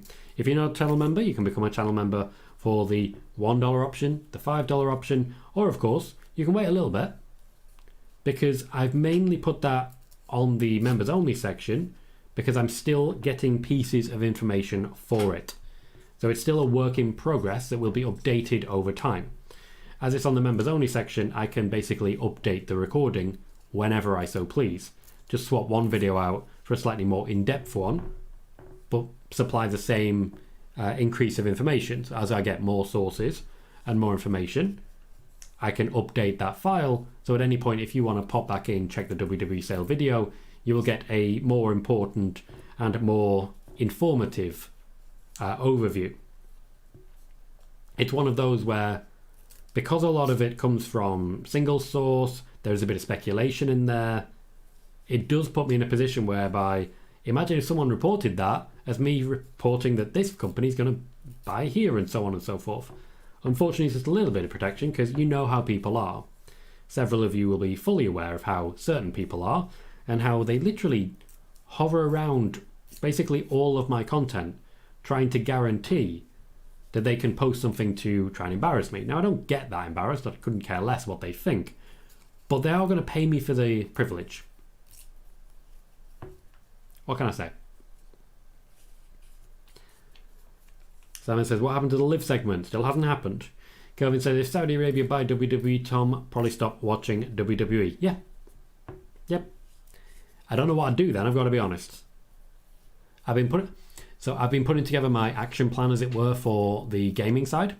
I've got my plan in place for the football side already, but when it comes to the gaming side, I wasn't really sure what I was looking to do until now. I've been doing my research, I've been putting a plan together, and honestly, certainly I can't dedicate the 15 hours a week I need to cover all 3 sections, but if I could, we'd grow real fast. No, Thomas, I haven't quite...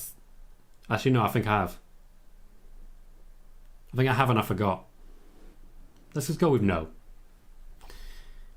Sean says, haven't seen Liv yet. Hope she wasn't pulled. Hector says, as you know, Tom, I'm a huge Bray guy. But after that segment, my issue is either he's the real Bray Wyatt or he's the evil Bray who does evil things, or he's a Mr. Rogers character. Like, that's the issue. I get he's trying to tell a story, but it's too convoluted. I trust Bray, but I'm slowly starting to be concerned. I'm a Bray Wyatt fan, but there's only so long you can beat a dead horse. It's in the ground, mate. It's not moving. Stop whipping it. He's been trying to tell the same story for almost 10 years now. And the problem is, he just starts again. Every time something stops him, he wanders off, comes back, starts again from scratch, and he has to tell the same story for another 3 years just to get to the point where he was previously. I get it. I get it. You've got a dark side. Now do something with it. Jump in the shark for me. Sean says, Alexa being involved again would spark interest in what Bray is doing. Briefly, yes. And it would kill any interest in what Alexa is doing. Just, it's not interesting to me. Not interesting. Thank you, Thomas. Appreciate that. Joey says, right now would be a good time for some gaming. True, true. Kevin says, do you think people lost interest in Bray Wyatt? Yeah. The main reason I think that is because I'm one of those people. Thank you, Thomas. I'm one of those people who's just lost interest in Bray Wyatt. I didn't know if that day would come. I've been a fan for a while, but it doesn't matter anymore. James says, well, would it be bad if the Saudis buy it? Mostly the murders. Mostly the murders. I don't want to support that. If they bought Liverpool, I would stop supporting Liverpool. I would never support that regime knowing what they have done and do on a daily basis. I live in disgust that my country and my government are selling them weapons that they use to kill thousands upon thousands of people. Disgust.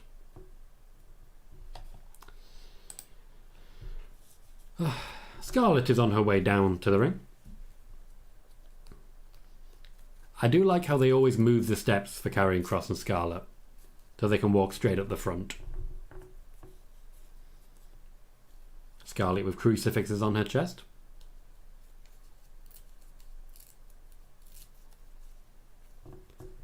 There's just no enthusiasm for Karrion Kross. The crowd don't really care. Even the entrance is doing nothing now.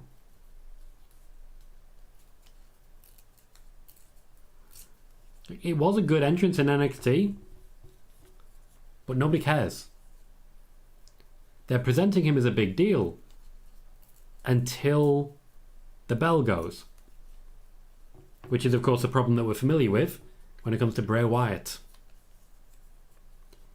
Sean says, if WWE does sell to Saudi, I can see a lot of wrestlers leaving or wanting out of their contracts. Sami Zayn, for example. Hector says, to piggyback on what you were saying earlier, Tom, where you'd like to see Solo stay with Roman, imagine if they both take time off and return to attack eventual face Usos to set up a feud. I'd like that. I think that'd be great. Ultimately, that still works towards our story, which is Jay versus Roman. Jay versus Roman for me.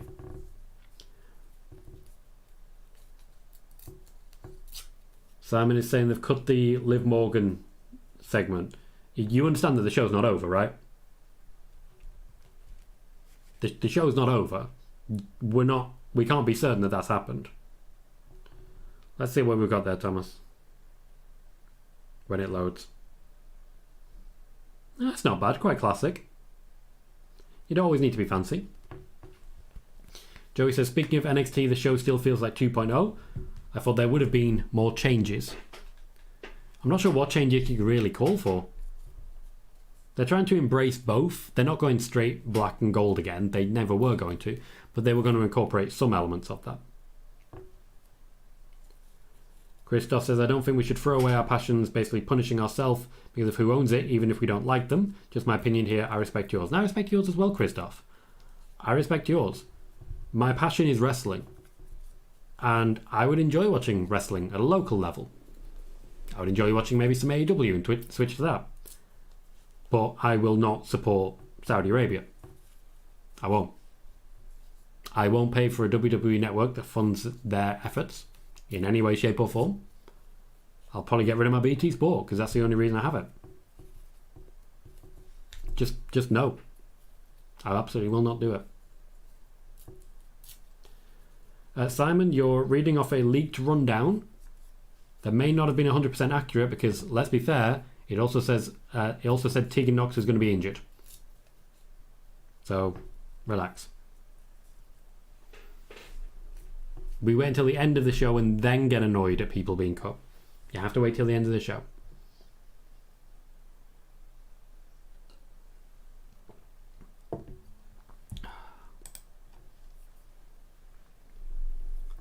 Hector says, you know what's crazy? Rey's probably going to lose this match, but he's going to get a Mania and Karrion will be lucky to be on the card. Yeah, Rey Mysterio versus Dominic Mysterio is very likely to be on the WrestleMania card. Karrion Kross is not. And honestly, if Rey wins this one, Karrion Kross is in an even worse position. They just keep making it worse for him. I'd like him to win, just to get the... This is very, very similar to where he was with Jeff Hardy. There was a lot of blame being put on Vince McMahon for that one. Quite rightly so at times. And yet here we are doing the same thing. Karrion Kross just does not feel important. Sean says, never know, that live promo could be a .com exclusive like what happened to Bianca not too long ago. I do remember that, yeah. And that's Bianca Belair, one of the top women in the division.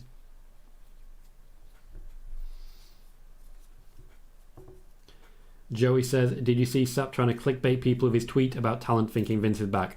No, I blocked him a long time ago. Like years ago I blocked him. Which is funny because someone sent me a few tweets that he made where he was trying to make a show of blocking me, which was hilarious because he was clearly not using accurate screenshots, because if he did, it would have shown that I had already blocked him a long time ago. It was all very confusing. James says, I get WWE for free, so I mean, I ain't giving anyone money, so whatever happens is fine by me.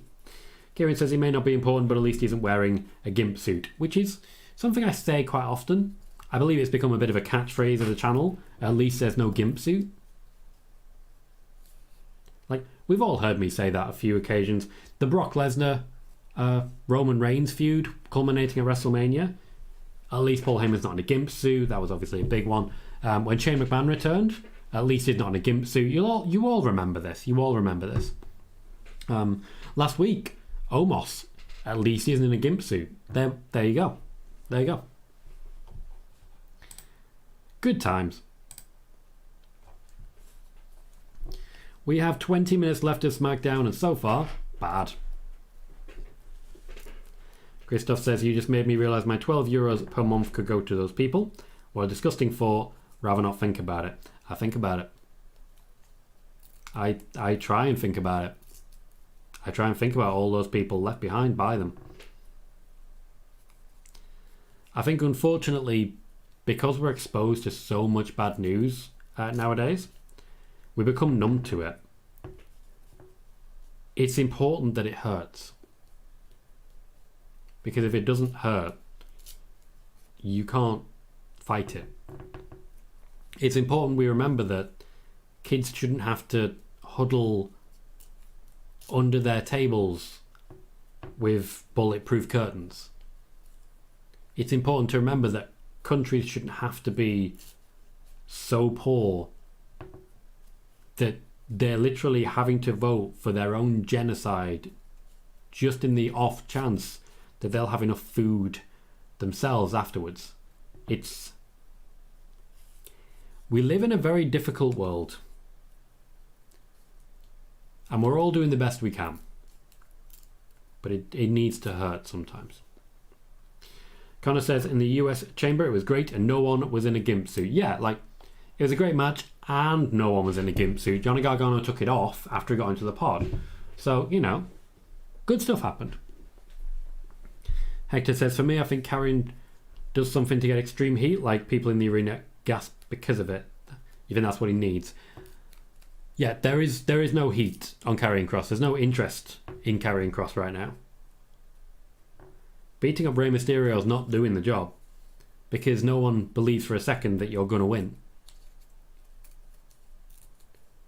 Scarlett being there doesn't really mean anything. As they lose interest with Karrion Kross, they're losing interest with Scarlett as well.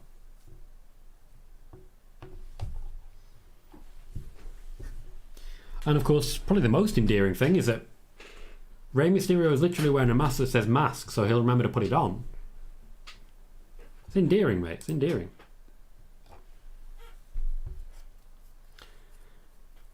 Simon, first off, what's the Live Squad? Secondly, I guarantee you it's not all of it. Guarantee you it's not all of it.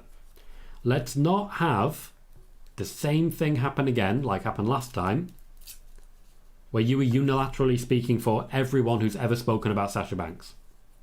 Worked out pretty well in the end for Sasha Banks, didn't it? Even if Liv Morgan has been cut, you have to stay calm. You can't let it affect your entire life. It's a TV show.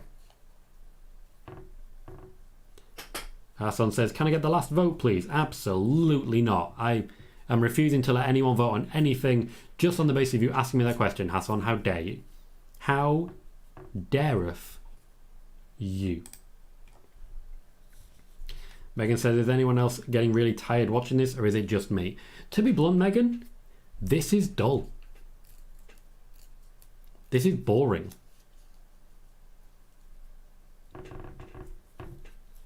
Scarlett Bordeaux taking a bump. And here's Dominic. The referee has seen him. This is going to be a hell of a WrestleMania build. These two have got some good stuff going.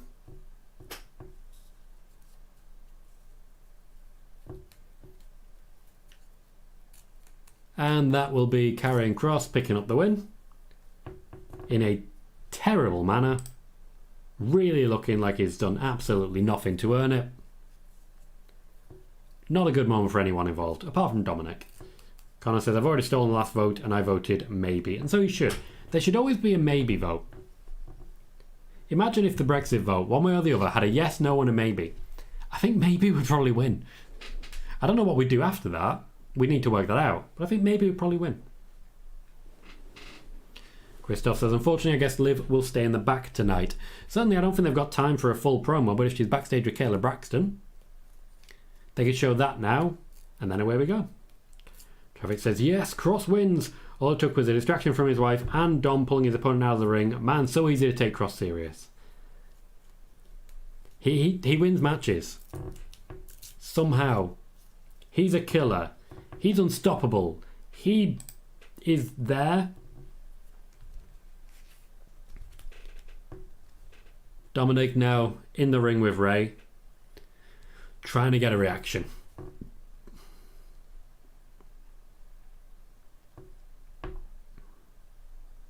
Eventually Rey's got a snap, right?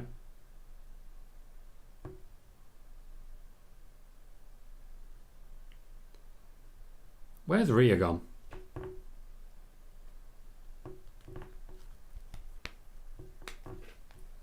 Rey eventually has to lose his cool, right? This is not going to be like Undertaker and Kane and take 8 months to get to it.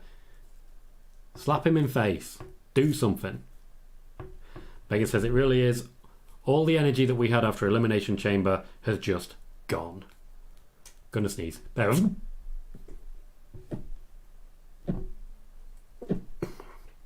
Apologies. Rey very nearly lost his cool.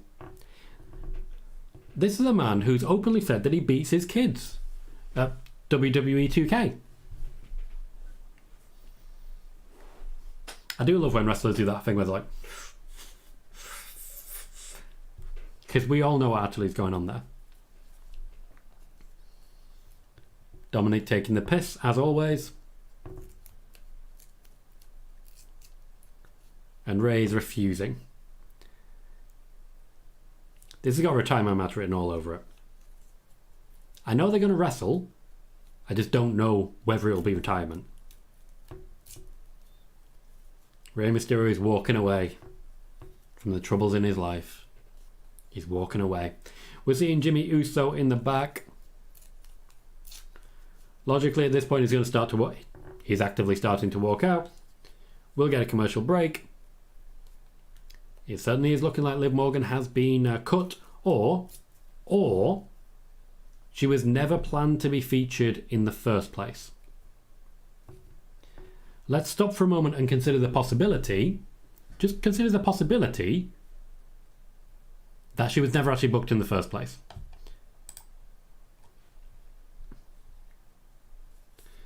Connor says, Karrion Kross is definitely on the list of wrestlers I have seen wrestle. I have indeed seen him pick up a win, a loss, and also be there.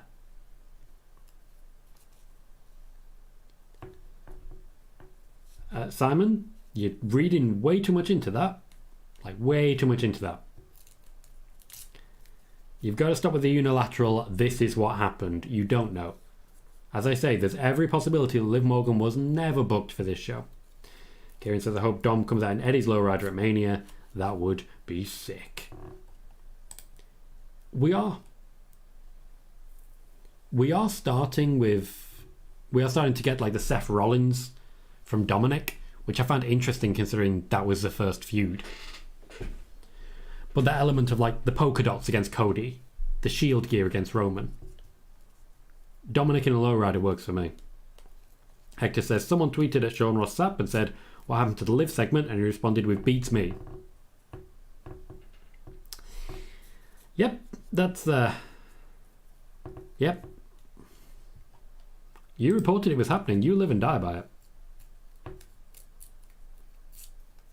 Connor says, all of these things are important for a wrestler. James says, obsession with Liv Morgan is just ridiculous. Everyone is brainwashed. I won't go brainwashed. Like, there is definitely a certain level of toxic fandom around certain wrestlers.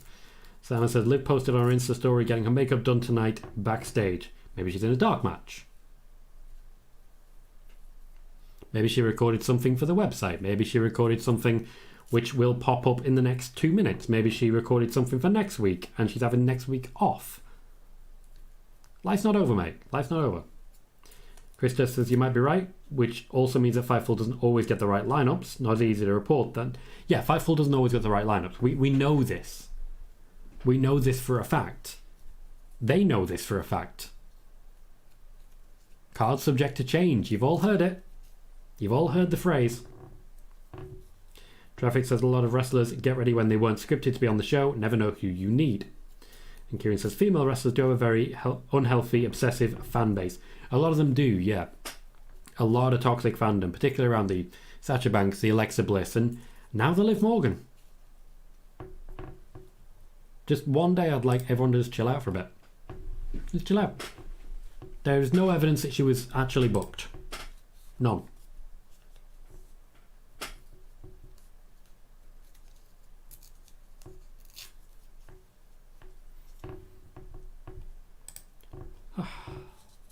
So we have 10 minutes left of the show.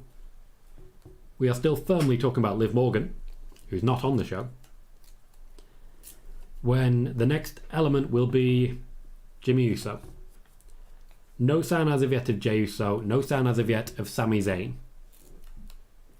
So what's going to happen here? Now Jey Uso is ignoring Jimmy, but when Jimmy needs him, he's going to be there. Next week, Roman Reigns returns, and I'm concerned by the lack of Sami. Next week, Rhea Ripley will take on Liv Morgan. The Royal Rumble winner will take on Liv Morgan next week. So, yeah, Triple H is definitely giving up on her, right?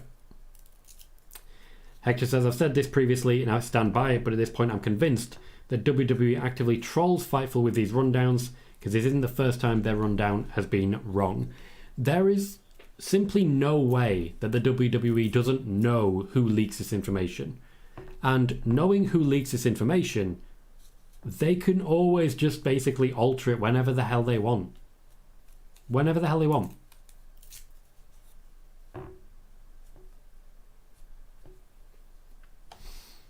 Cards subject to change, guys.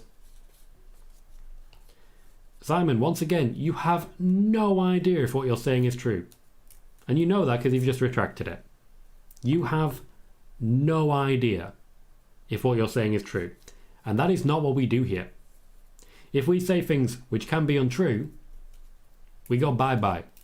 Because we take great pride in being the most well-informed chat in wrestling. This sort of reactionary, massively emotional, everything sucks but my favourite thinking is not welcome here. James Kemple says, it's like the actor from Terrifier 2. Everyone is over-obsessed just from one movie. It's the same with Liv Morgan and other people. Very weird and gross. Connor says, it kind of freaks me out, to be honest, when people are that obsessive over a person. Nobody in the world should have the power to make you feel that strongly, one way or another, especially someone you've never met, do not know, and never will know. Jimmy Uso is requesting Jay. He wants his brother. Traffic says it's always the smaller female wrestlers they get obsessive over. Never seen this energy towards the Rheas or Charlottes of the world. It's a fair point, Traffic. A very fair point. Christoph says that's a good thing of not being a stan. Even though Liv is my favourite, I'm not depressed if she's not on the show. Sami Zayn has arrived. And Jimmy Uso is indeed alone. Simon says there's no Raquel there involved at all. They're in a tag team. Yeah, at the moment they are not actively in a tag team. Maybe she will be there. Maybe she won't be there. Maybe it will take a few weeks. After all, Sami Zayn and Kevin Owens aren't a tag team. They're still going to be wrestling at WrestleMania. Sami's trying to recruit Jimmy. James says they have never spoken to Liv. They don't even know they exist. They're just a person who pays their bills and is a follower. Yeah. I hate to be too blunt on this one, but also I don't, because it needs to be said. Hector says if Jimmy doesn't handle Jay, how do you see Roman handling it? I can imagine it won't be good for Jay. Well, I'd imagine Roman's going to struggle to get hold of Jay, but I think this is the bloodline split. I think we're here. Thomas says, I reckon Sami hits Jimmy and Jay snaps.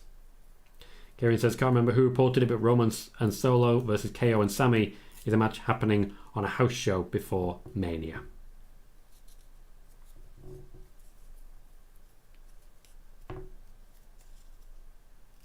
Okay. Now I'm interested. Sami Zayn's got my attention back. The Bloodline have got my attention back. God damn it, I needed to. It's nearly 3 a.m. and the last 5 minutes I've started to care. It took all this time to get there.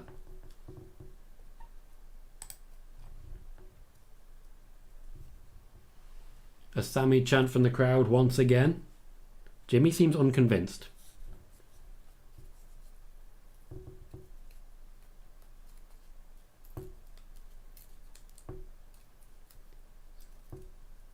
So far, I feel like this is the best Jimmy Uso has actually done in this. He was largely a background actor. This is the first time he's really stepped forwards.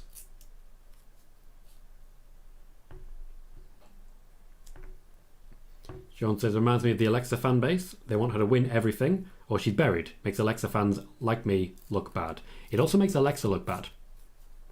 If the WWE believe that the fans are going to be mutinous if they don't, if their favourite doesn't win everything, they won't book said favourite in any matches. They won't. Hector says, Sammy's kind of right. You can be friends with someone and not their relative. I've heard that rumour.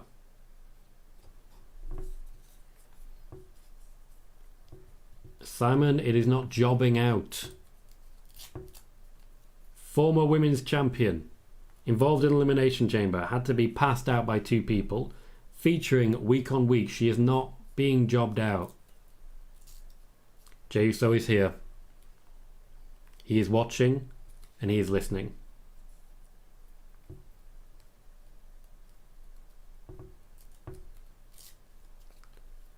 I think Jey Uso supports this.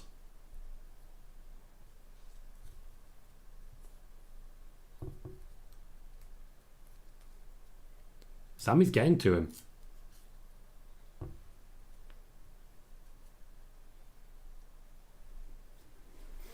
Jimmy taking the opportunity. I don't think Jay's going to get involved here. I know he is. He's coming down.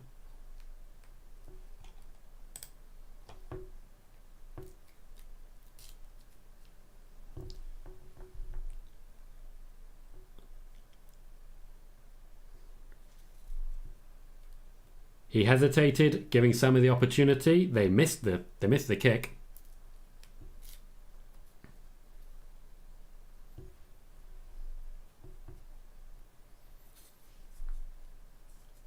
Something is distracting Sami. I don't know if he's looking at the championships or not. No, he's just keeping an eye on Jimmy.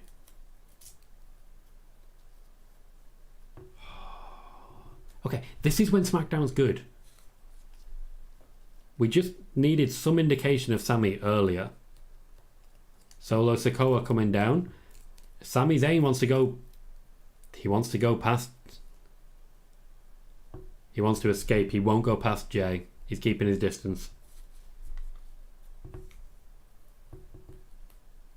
Sami Zayn escapes. Jey Uso did nothing to stop him.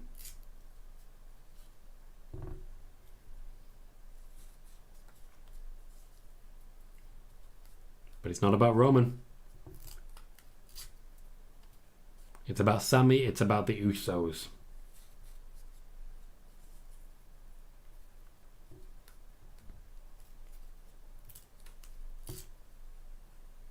Sami wanted to escape the way that Jay came in. He didn't trust it. He didn't trust it. Christoph says, if people think Liv is buried now, what would they say about Leah or Xia Li? Already deaf. They'd say nothing because they pick their favourites and they stick with them forever.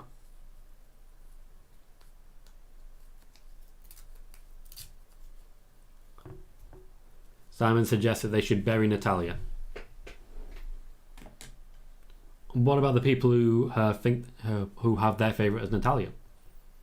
Why is your favourite better than their favourite? I mean, come on, Karrion Kross is losing week on week. He's being destroyed. Yeah, he picked up a win there, but you know it wasn't a successful one. It wasn't what he was looking for. You gotta get past this. And really stick to things which are actually true. In the meantime, though, I'm going to move on. Because to be honest, while I'm very, very glad to have had you guys for company to keep me active and alive through that, that was a bad SmackDown. That was not worth watching. And definitely not worth watching again. Which only makes me the more grateful to have you guys around. I started these watch parties under the request of Ed. Because I wanted to feel like, you know, we were in the middle of COVID. I couldn't watch wrestling with friends anymore. So I started these shows and here I am watching wrestling with friends. Wiggly's just turned up. Right at the end of the show. I'm literally turning off, but he's just turned up and he said, yo. Hi Wiggly, how you doing? So bad SmackDowns honestly make me even more grateful that I have you guys to keep me company. But bad SmackDown is behind us. Hopefully, good SmackDowns still to come. Traffic says, rest of SmackDown was garbage, maybe the worst of Triple H so far. Joey says, I think you should switch over to gaming when these shows are boring. Fair, not a bad shout. And Connor says, bye Tom, I've enjoyed talking to you again. Hope to be back soon. Always a pleasure to have you, Connor. It's good to know you're okay. Good to know you're okay. In the meantime then, huge thanks to everyone for keeping me company. I've been Tom Colohue. You've been fantastic. And I'll see you all very soon.